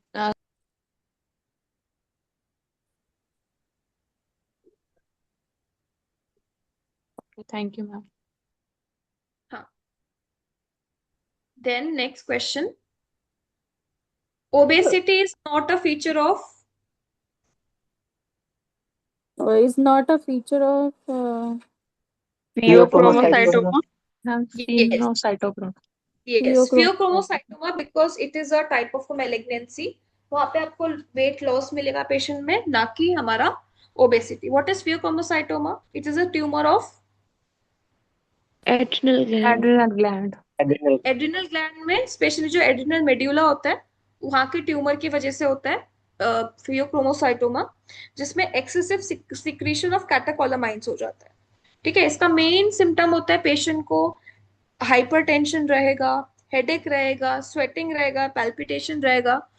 जो भी हमारे एड्रेनलिन और नॉन एड्रेनलिन होते हैं वो हमारे बीपी को मेंटेन करते हैं, हमारे स्वेटिंग को मेंटेन करते हैं, पल्स को मेंटेन करते हैं. वही सब प्रॉब्लम इस पेशेंट को आने लग जाएगी अगर फियोक्रोमोसाइटोमा रहेगा तो. ठीक है. Then hemiplegia. कौन सी आर्टरी के थ्रोम्बोसिस से, मोस्ट कॉमन हेमीप्लेजिया कौन से आर्टरी के थ्रोम्बोसिस से होता है? Middle cerebral. cerebral artery. Middle ये आपको सेरिब्रल याद ही आर्टरी. करना पड़ेगा.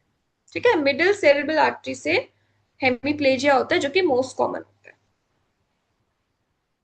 Okay. Which is not a component of Apgar's score?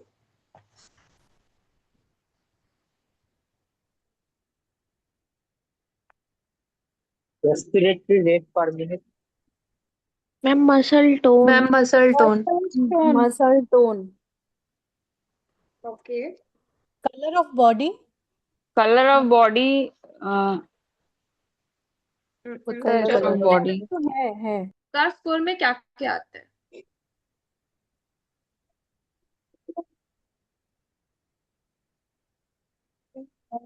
ए से होता है हमारा अपीयरेंस.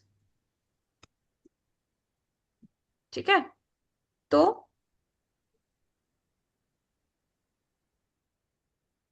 अगर किसी का 0 स्कोर होगा,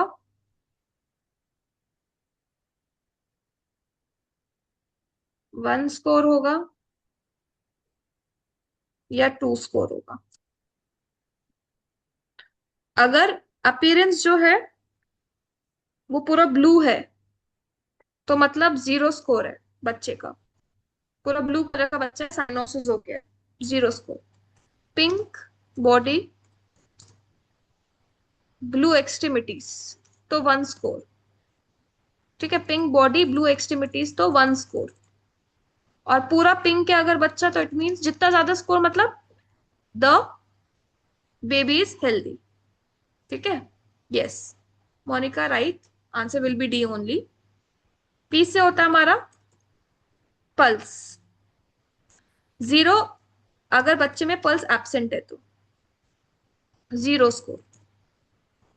अगर पल्स जो है 100 से कम है, पल्स जो है 100 से कम है तो 1 स्कोर. और पल्स जो है 100 से ज्यादा है तो 2 स्कोर. जी से होता है ग्रिमाइसिस. ठीक है. मतलब उसका facial expression What is the meaning of grimaces, ma'am? Facial expression. ठीक है. नहीं मिल रहा है तो एब्सेंट तो 0 स्कोर. अगर बच्चा थोड़ा रेस्पॉन्ड कर रहा है, ठीक है, हमने बच्चे को टच किया, उसका नाम देख लिया, बच्चे ने कुछ एक्सप्रेशन बनाया, मिनिमल रेस्पॉन्स मिल रहा है तो इसका मतलब 1 स्कोर. ठीक है. और अगर पेशेंट बहुत प्रॉम्प्ट है, बहुत अच्छे से एक्सप्रेशन दे रहा है, हर चीज पे रिएक्ट कर रहा है तो दैट मीन्स 2 स्कोर. ए से होता है activity of the muscle. Activity of the muscle जिसमें मसल टोन आ जाती है बेसिकली. अगर एब्सेंट है तो 0, कोई एक्टिविटी नहीं है तो। अगर फ्लेक्स्ड आर्म एंड लेग्स है तो 1 स्कोर, और अगर एक्टिव है बच्चा फुल्ली तो 2 स्कोर। इसमें हमारा मसल टोन हो जाती है बच्चे की। और respiration rather than rate, we will see the respiratory activity not the rate. ठीक है, तो इसमें क्या है, अगर है ही नहीं तो 0 स्कोर, अगर स्लो रेस्पिरेशन रेगुलर रेस्पिरेशन है तो 1 स्कोर, और बच्चा अगर बहुत रो रहा है, ठीक है, मतलब एक्टिव है बच्चा, ठीक है, तो 2 स्कोर। यहाँ पे रेस्पिरेशन एक्टिविटी देखी जाती है, रेट नहीं। So answer will be respiratory rate per minute नहीं देखी जाती। ठीक है, then next question. All of the following are the features of tuberculosis except Pleural effusion. no pleural Pulmonary effusion. artery. D. Pulmonary Option D. artery. Option D. Pleural Artery effusion obstruction. the most common cause of tuberculosis है. Yes, it's pulmonary artery obstruction. Okay. Absent seizure is seen in which type of epilepsy? Petit mal. Petit mal. Petit mal. Petit mal epilepsy. What is absent seizure? Like whole body is paralyzed, or whole body is contracted. No. That is grand mal Focal epilepsy. seizure. No, that is also different. Focal seizure. That is different. Absent scissor मतलब क्या होता है, patient एकदम normal है, कहीं पे भी आपको कॉन्ट्रैक्शन कुछ नहीं दिखेगा, कहीं पे भी स्टिफनेस कुछ नहीं दिखेगी। क्या होगा, there will be brief sudden lapses in the awareness, अचानक से कॉन्शियसनेस पेशेंट को चला जाएगा, पेशेंट वैकेंट लुक देगा, अचानक से पेशेंट जो है वो सडनली अपना कॉन्शियसनेस या अवेयरनेस छोड़ देगा, पूरा ब्लैंक हो जाएगा फॉर 10 to 20 सेकेंड्स। पूरी बॉडी में कोई दिक्कत नहीं है, कोई टोन में प्रॉब्लम नहीं है, ठीक है, सिर्फ अचानक से पेशेंट जो है ब्लैंक हो जाएगा, ठीक है, जो हम लोग हेलीबोरस का पेशेंट बोलते हैं, वैकेंट लुक हो जाएगा 10 से 20 सेकंड में, स्टेयरिंग लुक देगा, वैकेंट लुक देगा, and with in 20 seconds the patient will be normal, और उसको याद भी नहीं रहेगा कि क्या हुआ है। That is known as absent seizure और पीटेड माल एपिलेप्सी। ठीक है, इसमें टोनिक क्लोनिक कोई फेस नहीं होता है। Then which of the following is not reabsorbed by kidney? Creatinine. Creatinine. Right. हाँ सर। ओके, कार्सिनोमा CA19-9 किसका मार्कर होता है? वैसे तो पेंक्रियाटिक कैंसर का होता है, बट ऑप्शन में नहीं है तो गैस्ट्रिक कैंसर करना पड़ेगा। ठीक है, पेंक्रियाटिक कैंसर का होता है 19-9, देन ब्रेस्ट कैंसर का होता है 15 और 3। ठीक है, यहां लिख लेती हूं मैं, ब्रेस्ट कैंसर का होता है CA15-3, और ओवेरियन कैंसर का होता है मार्कर CA, क्या होता है ओवेरियन कैंसर का? CA25 125। 125। ठीक है, okay. Then posterior pituitary gland secrete which hormone? ADH and oxytocin. Yes, simple, posterior pituitary से दो ही हार्मोन निकलते हैं, ADH और ऑक्सीटोसिन। बाइपोलर न्यूरॉन्स किसमें मिलते हैं? Retina of I. रेटिना। ठीक है, सिंपल है, रेटिना में हमें बाइपोलर न्यूरॉन्स मिलते हैं। ठीक है, normal value of total eosinophil is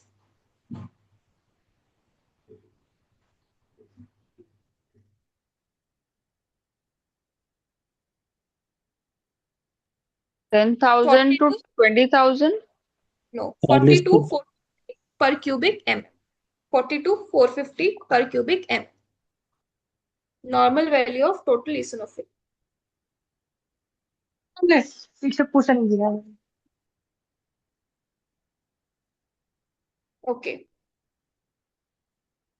neutrophils होते हैं लगभग 1500 से 8000 होते हैं। लिम्फोसाइट 1000 से 4800 मतलब 5000 तक के लिए होते हैं। ईसिनोफिल अभी हमने देखा 42 450 ऐसा होता है। मोनोसाइट्स 200 to 800 और बेसोफिल बहुत कम होते हैं, 0 to 1% मतलब 100 से भी कम लगभग बेसोफिल्स होते हैं। क्या ये नॉर्मल सेल काउंट है।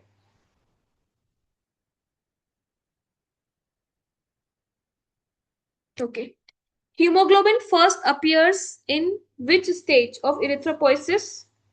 हीमोग्लोबिन सबसे पहले कौन सी स्टेज में आता है इरिथ्रोपोइसिस के? रेटिकुलोसाइट्स ओके, और late is normoblast. Intermediate normoblast stage में आते हैं हीमोग्लोबिन सबसे पहले। तो इरिथ्रोपोइसिस के स्टेजेस एक बार देख लेते हैं।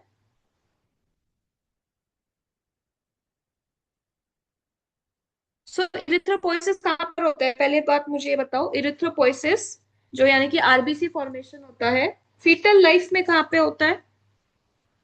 लाइक 2 मंथ का अगर इंट्रायूट्राइन बच्चा है, ठीक है, इंट्रायूट्राइन लाइफ है 2 महीने का है, या erythropoiesis will occur in the yolk sac up to 2 months, ठीक है। फिर 3 महीने तक या 3 महीने के बाद किस में होता है? लिवर में, ठीक है, और स्प्लीन में भी हो सकता है। और जब बच्चा पैदा हो जाएगा, जब अडल्ट हो जाएगा, तो कहां पर होगा? बोन मैरो में, ठीक है।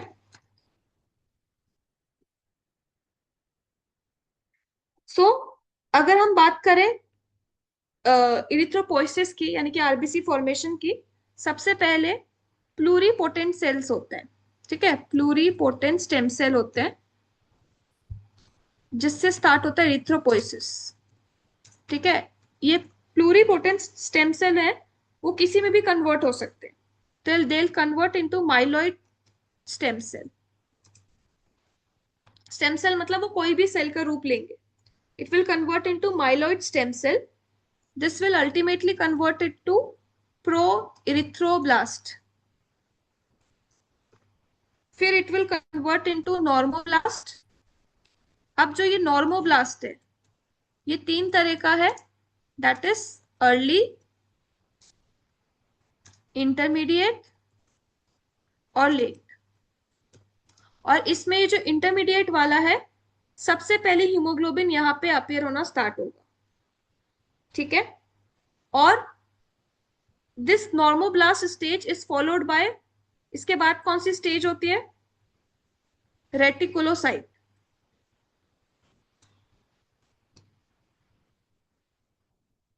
और उसके बाद फाइनली हमारी आरबीसी बनती है जो कि मेच्योर आरबीसी होता है। तो हमें पता है मेच्योर आरबीसी में न्यूक्लियस नहीं होता है, right? Mature RBC does not contain nucleus. तो इन सब इरिथ्रोपोइसिस की कौन सी स्टेज है जहां पे न्यूक्लियस डिसअपियर होना स्टार्ट हो जाता है?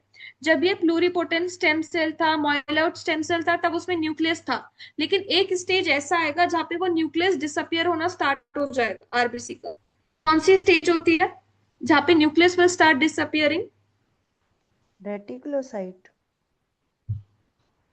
It's late normoblast stage. यहां पे न्यूक्लियस विल स्टार्ट डिसअपियरिंग। ये क्वेश्चन आता है। अगर पूछेगा हीमोग्लोबिन कौन सी स्टेज में आता है, that is intermediate normoblast stage. और पूछेगा कि न्यूक्लियस कौन सी स्टेज में डिसअपियर होता है, that is late normoblast stage, ठीक है। Okay, then next question, insulin facilitates the glucose uptake in?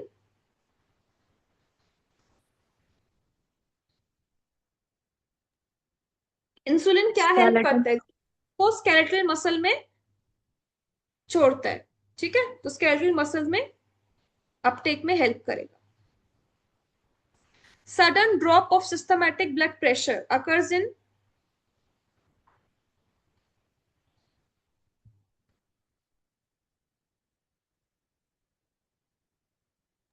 Arterioles. Capillaries.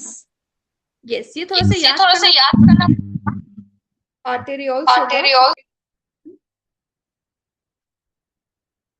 अचानक से ड्रॉप हो जाएगा सिस्टमैटिक सर्कुलेशन में बीपी इन आर्टेरियोल्स, उसके बाद ड्रॉप होता जाएगा।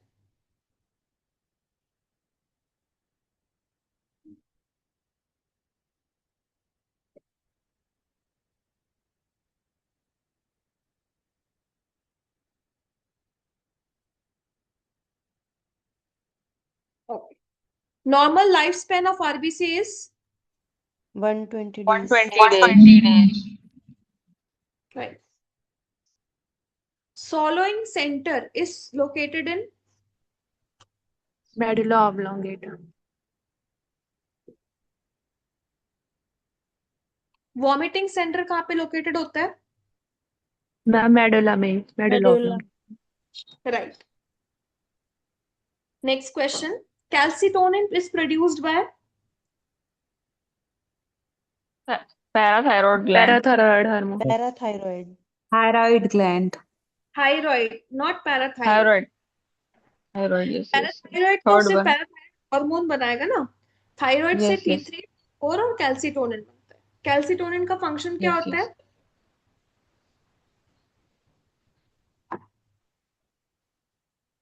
What is the function of calcitonin? Blood से कैल्शियम लेके बोन में डिपॉजिट कराना। या ब्लड में कैल्शियम लेवल कम करना और उसको बोन में लेके जाना, opposite of parathyroid hormone. It is secreted by parafollicular cells of thyroid. ठीक है, parafollicular cells of thyroid.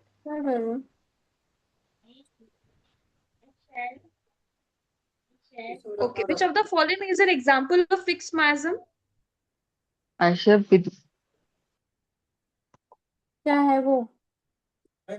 Smallpox. Smallpox. Smallpox. हाँ, कौन सा अफोरिज्म में लिखा है? क्या बोल रहे हैं अभी आप? 46. Yes, 46 Fixed miasm. अफोरिज्म में फिक्स माइजम 46 अफोरिज्म में मिलेगा। फिक्स माइजम को हम लोग नॉन रिकरिंग माइजम बोलते हैं, जहाँ पे जो डिजीज होती है लाइफ में एक बार होती है, like scarlet fever, like chicken pox, like small pox, ये सब फिक्स माइजम के एग्जाम्पल होते हैं जो अफोरिज्म 46 में होते हैं। फाइन, ये क्वेश्चन लास्ट में भी हमने डिस्कस किया था लास्ट टाइम भी। Normal potassium level in the blood is 35 to 50. 3.5 to 5। Normal potassium level जो होता है ब्लड में वो 3.5 to 5। नॉर्मल सोडियम लेवल कितना होता है? 110 around. 135 to 145 होता है सोडियम लेवल। ये आया था 2015 में, ठीक है, सोडियम लेवल, और 2018 में आया पोटेशियम लेवल। ठीक है, okay, which of the following is a dietary fibre?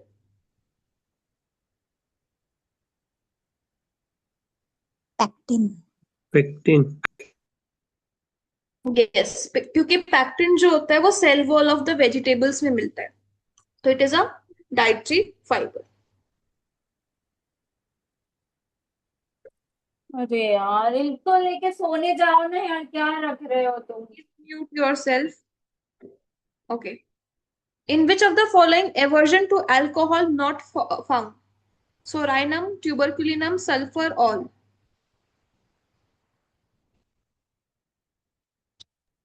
All. Okay. Ma'am, I didn't get the question. What does it mean? Alcohol not formed? Alcohol not found. I think it is found. It may be found. Ma'am, all of them have hereditary tendency for alcohol. Yeah. So this is controversial question. इसका answer क्यों में नहीं दिया हुआ? Answer इसका कटा हुआ है क्योंकि सब में डिजायर फॉर अल्कोहल होता है, किसी में भी एवर्जन नहीं है। ठीक है, so ये क्वेश्चन सही नहीं है। ये बताओ, craving for sour and strange होगा, ये स्ट्रॉन्ग नहीं है यार। स्ट्रेंज थिंग्स किसमें मिलेगा? Ma'am View. रूम का तो sour smell Sour from the, smelling. Sour लेकिन smelling. Desire sour McCarb, I think. Desire for नहीं, McCarb is inordinate craving for meat, not pepper sour. salt. China. Okay, personal hepar sulph, hepar sulph. Pepper self. Right, hepar self.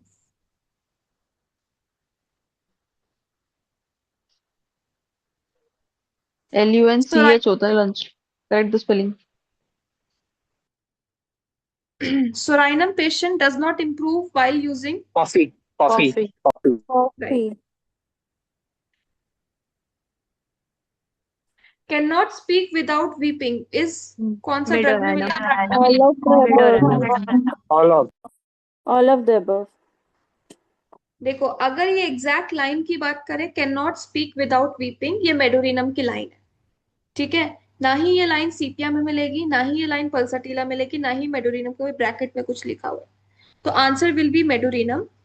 अगर question में आता है कि अपनी important details या अपनी important elements बिना वीपिंग के वो बता नहीं सकता है patient. Patient can not tell her elements without weeping, that is pulsatilla. और अगर आता है great sadness and weeping, that is sepia. But can not speak without weeping, that is medorrhinum.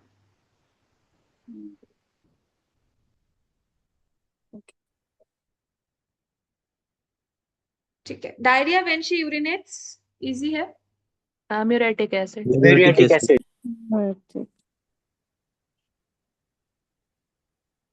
कब से हो गया muriatic acid? Diarrhoea when she urinates. Haemorrhoids है उसमें तो म्यूरेटिक एसिड में.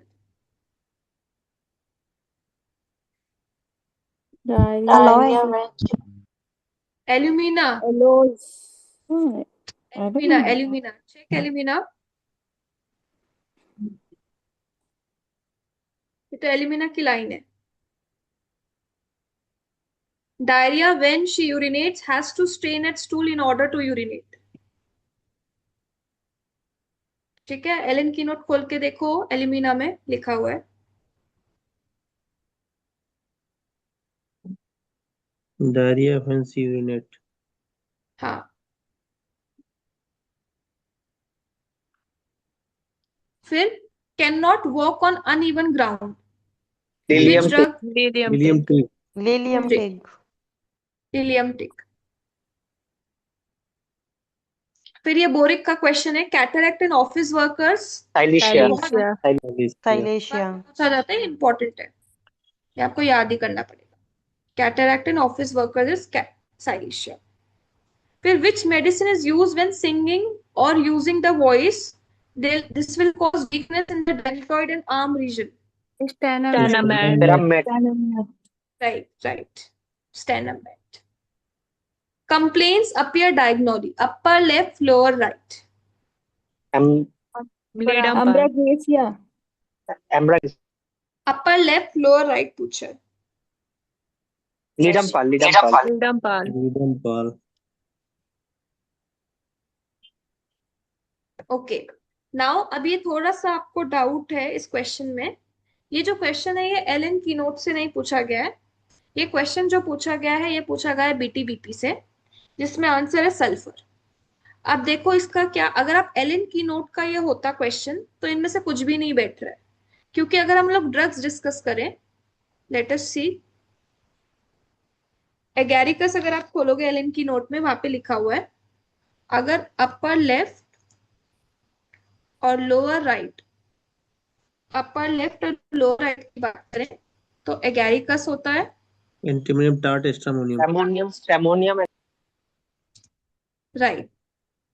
ठीक है, जो कि ऑप्शन में है ही नहीं. देन अगर इसका उल्टा है, यानी कि अपर राइट और लोअर लेफ्ट, तो क्या क्या ड्रग है? BPSAM से याद करना है. ठीक है, Chromium. ब्रोमियम. Chromium Phosphorus. phosphorosulfuric acid. Yes. Ambragracia. Ambragracia. Ambragracia. Ambragracia. Medorinum. Medorinum. Yes. ठीक है, बिकॉज ये कोई भी सूटेबल ऑप्शन नहीं बैठ रहा है। तो जब देखा गया तो ये बीटीबीपी से क्वेश्चन पूछा गया है, बीटीबीपी के हिसाब से सल्फर इज द आंसर।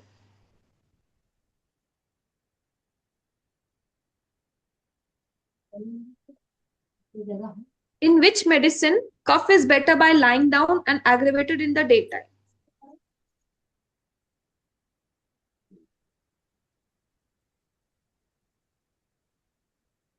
देखो, अब ये भी एक कंट्रोवर्शियल क्वेश्चन है। इसका आंसर फेरममेट होना चाहिए। ठीक है, इसका आंसर फेरममेट होना चाहिए, बट ऑप्शन में ही नहीं है, तो उसको छोड़ दो। ठीक है, Ma'am, in Lidampal, in Alan, it is given affects the left shoulder and right hip. So is it diagonal left shoulder and right hip? Okay, then that may be the answer अगर आपका Elon की notes के हिसाब से देखा जाए, but answer की में सल्फर दे रखा है अकॉर्डिंग टू बीटीबीपी, ऐसे करके एक्सप्लेनेशन दिया है Okay, ma'am. ना।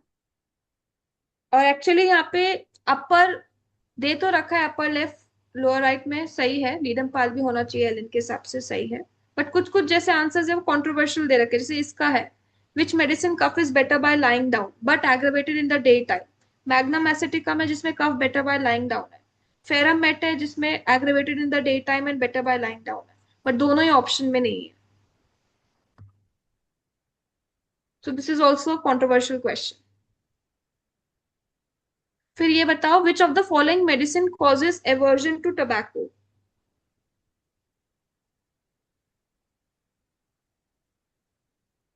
Bovesta. ओके, पूजा पूजा बविस्टा। ओके, और कोई?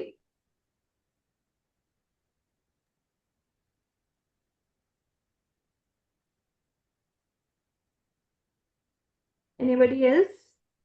मैम कैलकेरिया का। हम्म,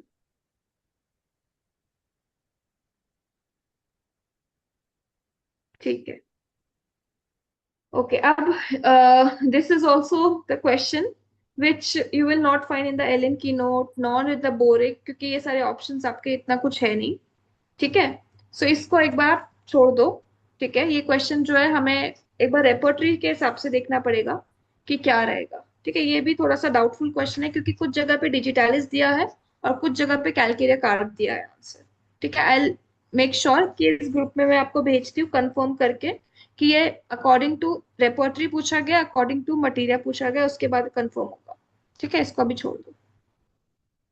ओके, ये बताओ, ये तो इजी है। Which medicine is prescribe for asthma worse in foggy weather according to Boric? Hypericum hypericum.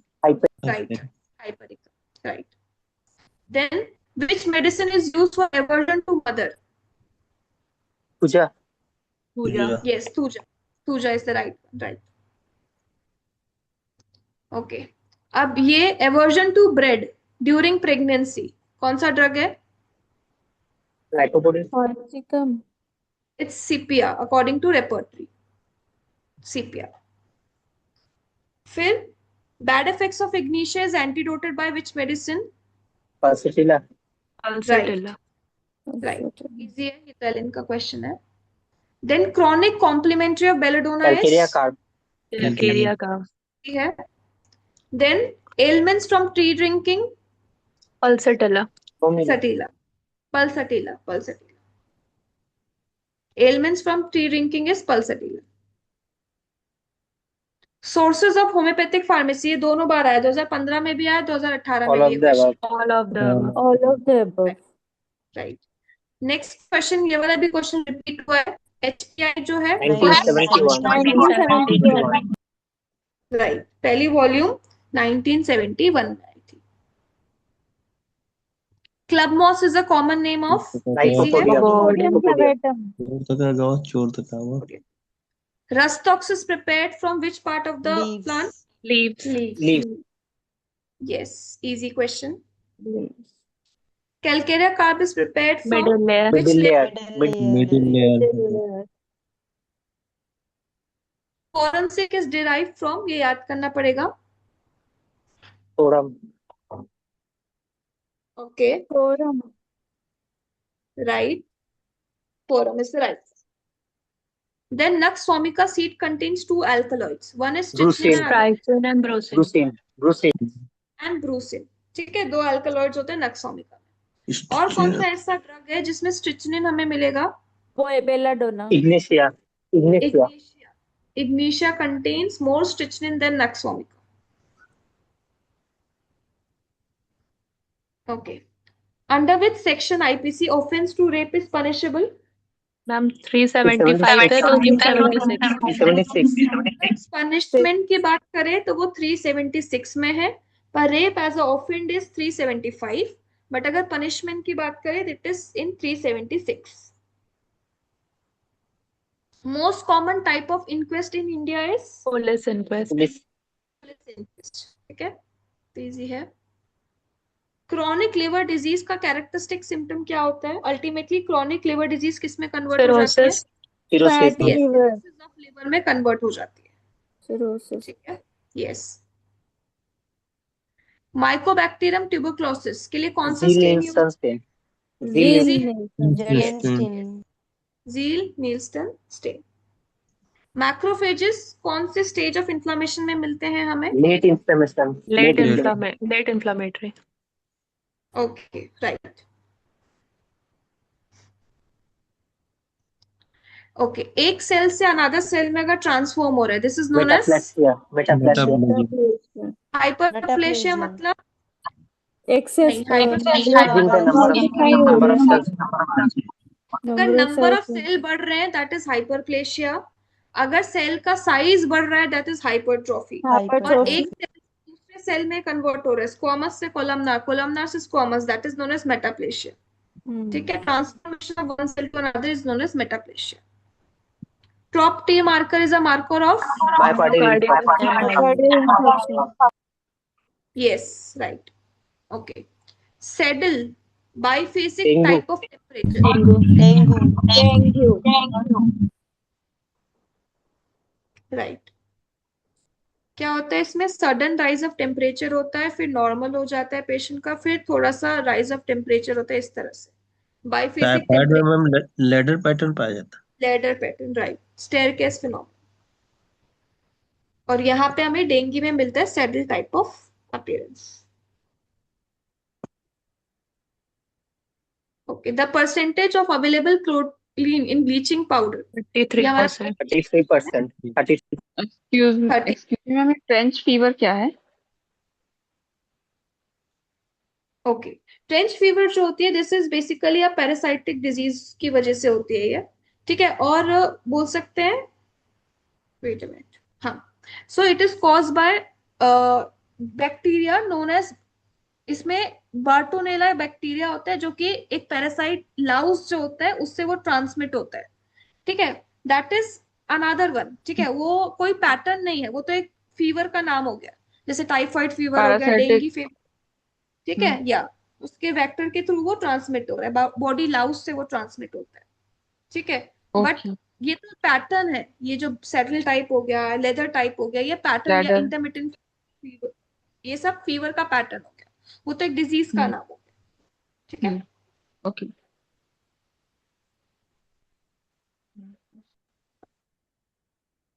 फिर next question, which of the following is cause of maternal mortality? Ma'am, hemorrhage. Right. ये सब PSM के question है which I've already discussed with you, जो लोग PSM की class किए थे. Iron and folic acid supplementation is an example of Primary prevention. Primary prevention. no. Primordial. Health promotion. Specific. क्योंकि आयरन और फॉलिक एसिड अगर आप दोगे तो एक स्पेसिफिक डिजीज को ही प्रिवेंट कर पाओगे, एनीमिया को या फॉलिक एसिड डेफिशिएंसी को. ठीक है, so that is why it is an example of specific protection. Pasteurisation is Milk. Right. Vector for chikungunya fever is no. Culex, not Aedes. Ma'am, Eddie. Aedes. okay. हाँ, Culex किसका vector होता है? Filariasis. Filaria. Acids. और नहीं Filariasis. Filariasis और Japanese encephalitis. ठीक है, Japanese encephalitis और फाइलेरियासिस। एनोफिलिस किसका वेक्टर होता है? मलेरिया। मलेरिया। और मेंसोनिया? वो भी Menstruate. फाइलेरियासिस। फाइलेरियासिस, हाँ वो भी फाइलेरियासिस। ये आपको याद ही करना है। प्लाज्मोडियम वाइवेक्स का इंक्यूबेशन पीरियड 10 to 14 डेज होता है। 10 to 14 days.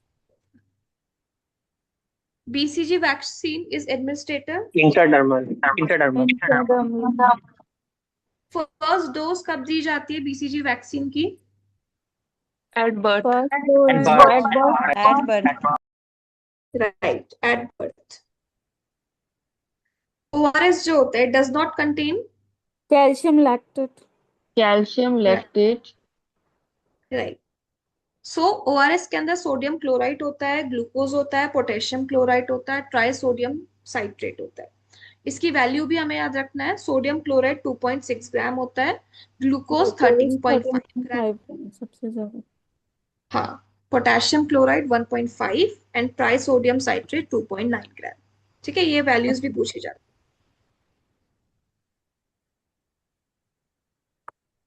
Vertical transmission is by Placenta. Placenta. ठीक है। Total number of section 67. 7. is 27. Okay. Synthesis Friedrich Schoen's. Okay. और synthetic report Barthel and fine. Father of repertory Von Bornhusen. Weinhausen. desire and aversion in BTBP is Hunger given and in thirst. Kent में Stomach. apoplexy in BTBP is given in section Sensation and complaint. apoplexy का meaning क्या होता है?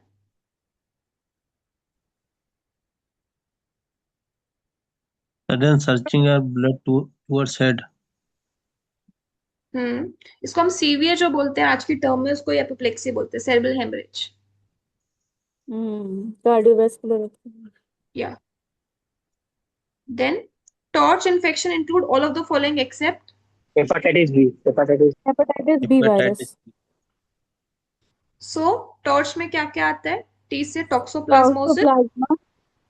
Syphilis. Others हो गया जिसमें syphilis, पार्बोवायरस, वेलिसेरा zoster, R से rubella, C से साइटोमेगालो एंड H से हर्पीज है, हेपेटाइटिस नहीं है। Simplex.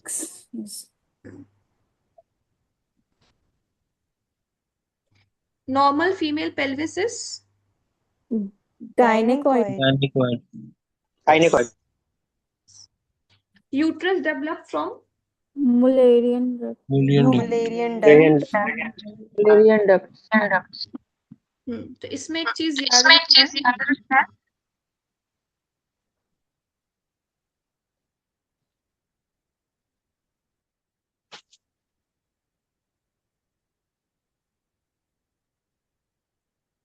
फेलोपियन ट्यूब, यूट्रस और upper 1/3 of vagina. It is developed from Mullerian duct. ये सब Mullerian duct.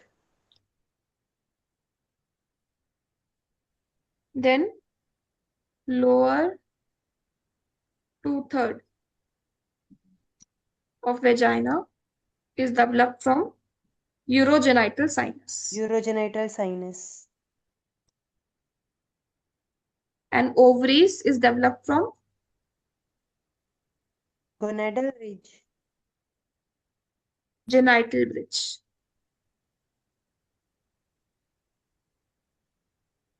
Genital bridge. ठीक है. Next, diagnosis of small submucous fibroid. Hysteroscopy. Correct. Small submucous. Hysteroscopy.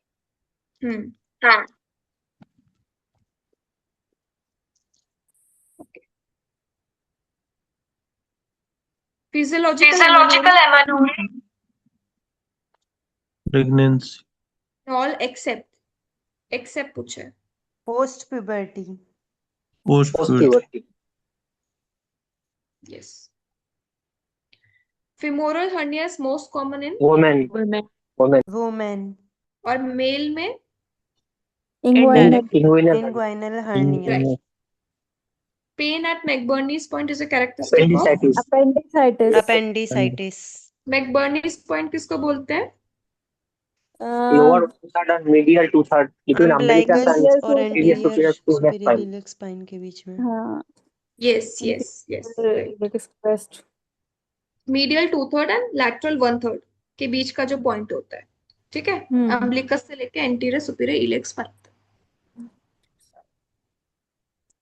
ट्रोकर and cannula basically ये devices होते हैं, ठीक है, जो कि फ्लूइड को निकालने के लिए काम में आते हैं, जो कि यूज होता है हमारे हाइड्रोसील में. ये सर्जिकल प्रोसीजर होता है, ठीक है, फ्लूइड को निकालने के लिए काम में आएंगे. Then anaphylactic shock is due to Septic. नहीं, एनाफाइलेटिक सेप्टिक तो सेप्टिक शॉक हो जाएगा ना. Drug induced. Drug induced. Yes.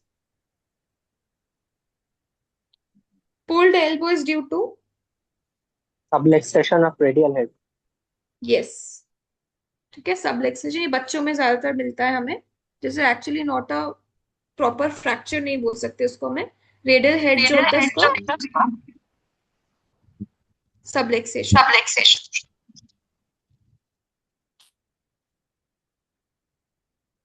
ठीक है, so that's all for today's discussion of the question paper. I'll answer that question after searching.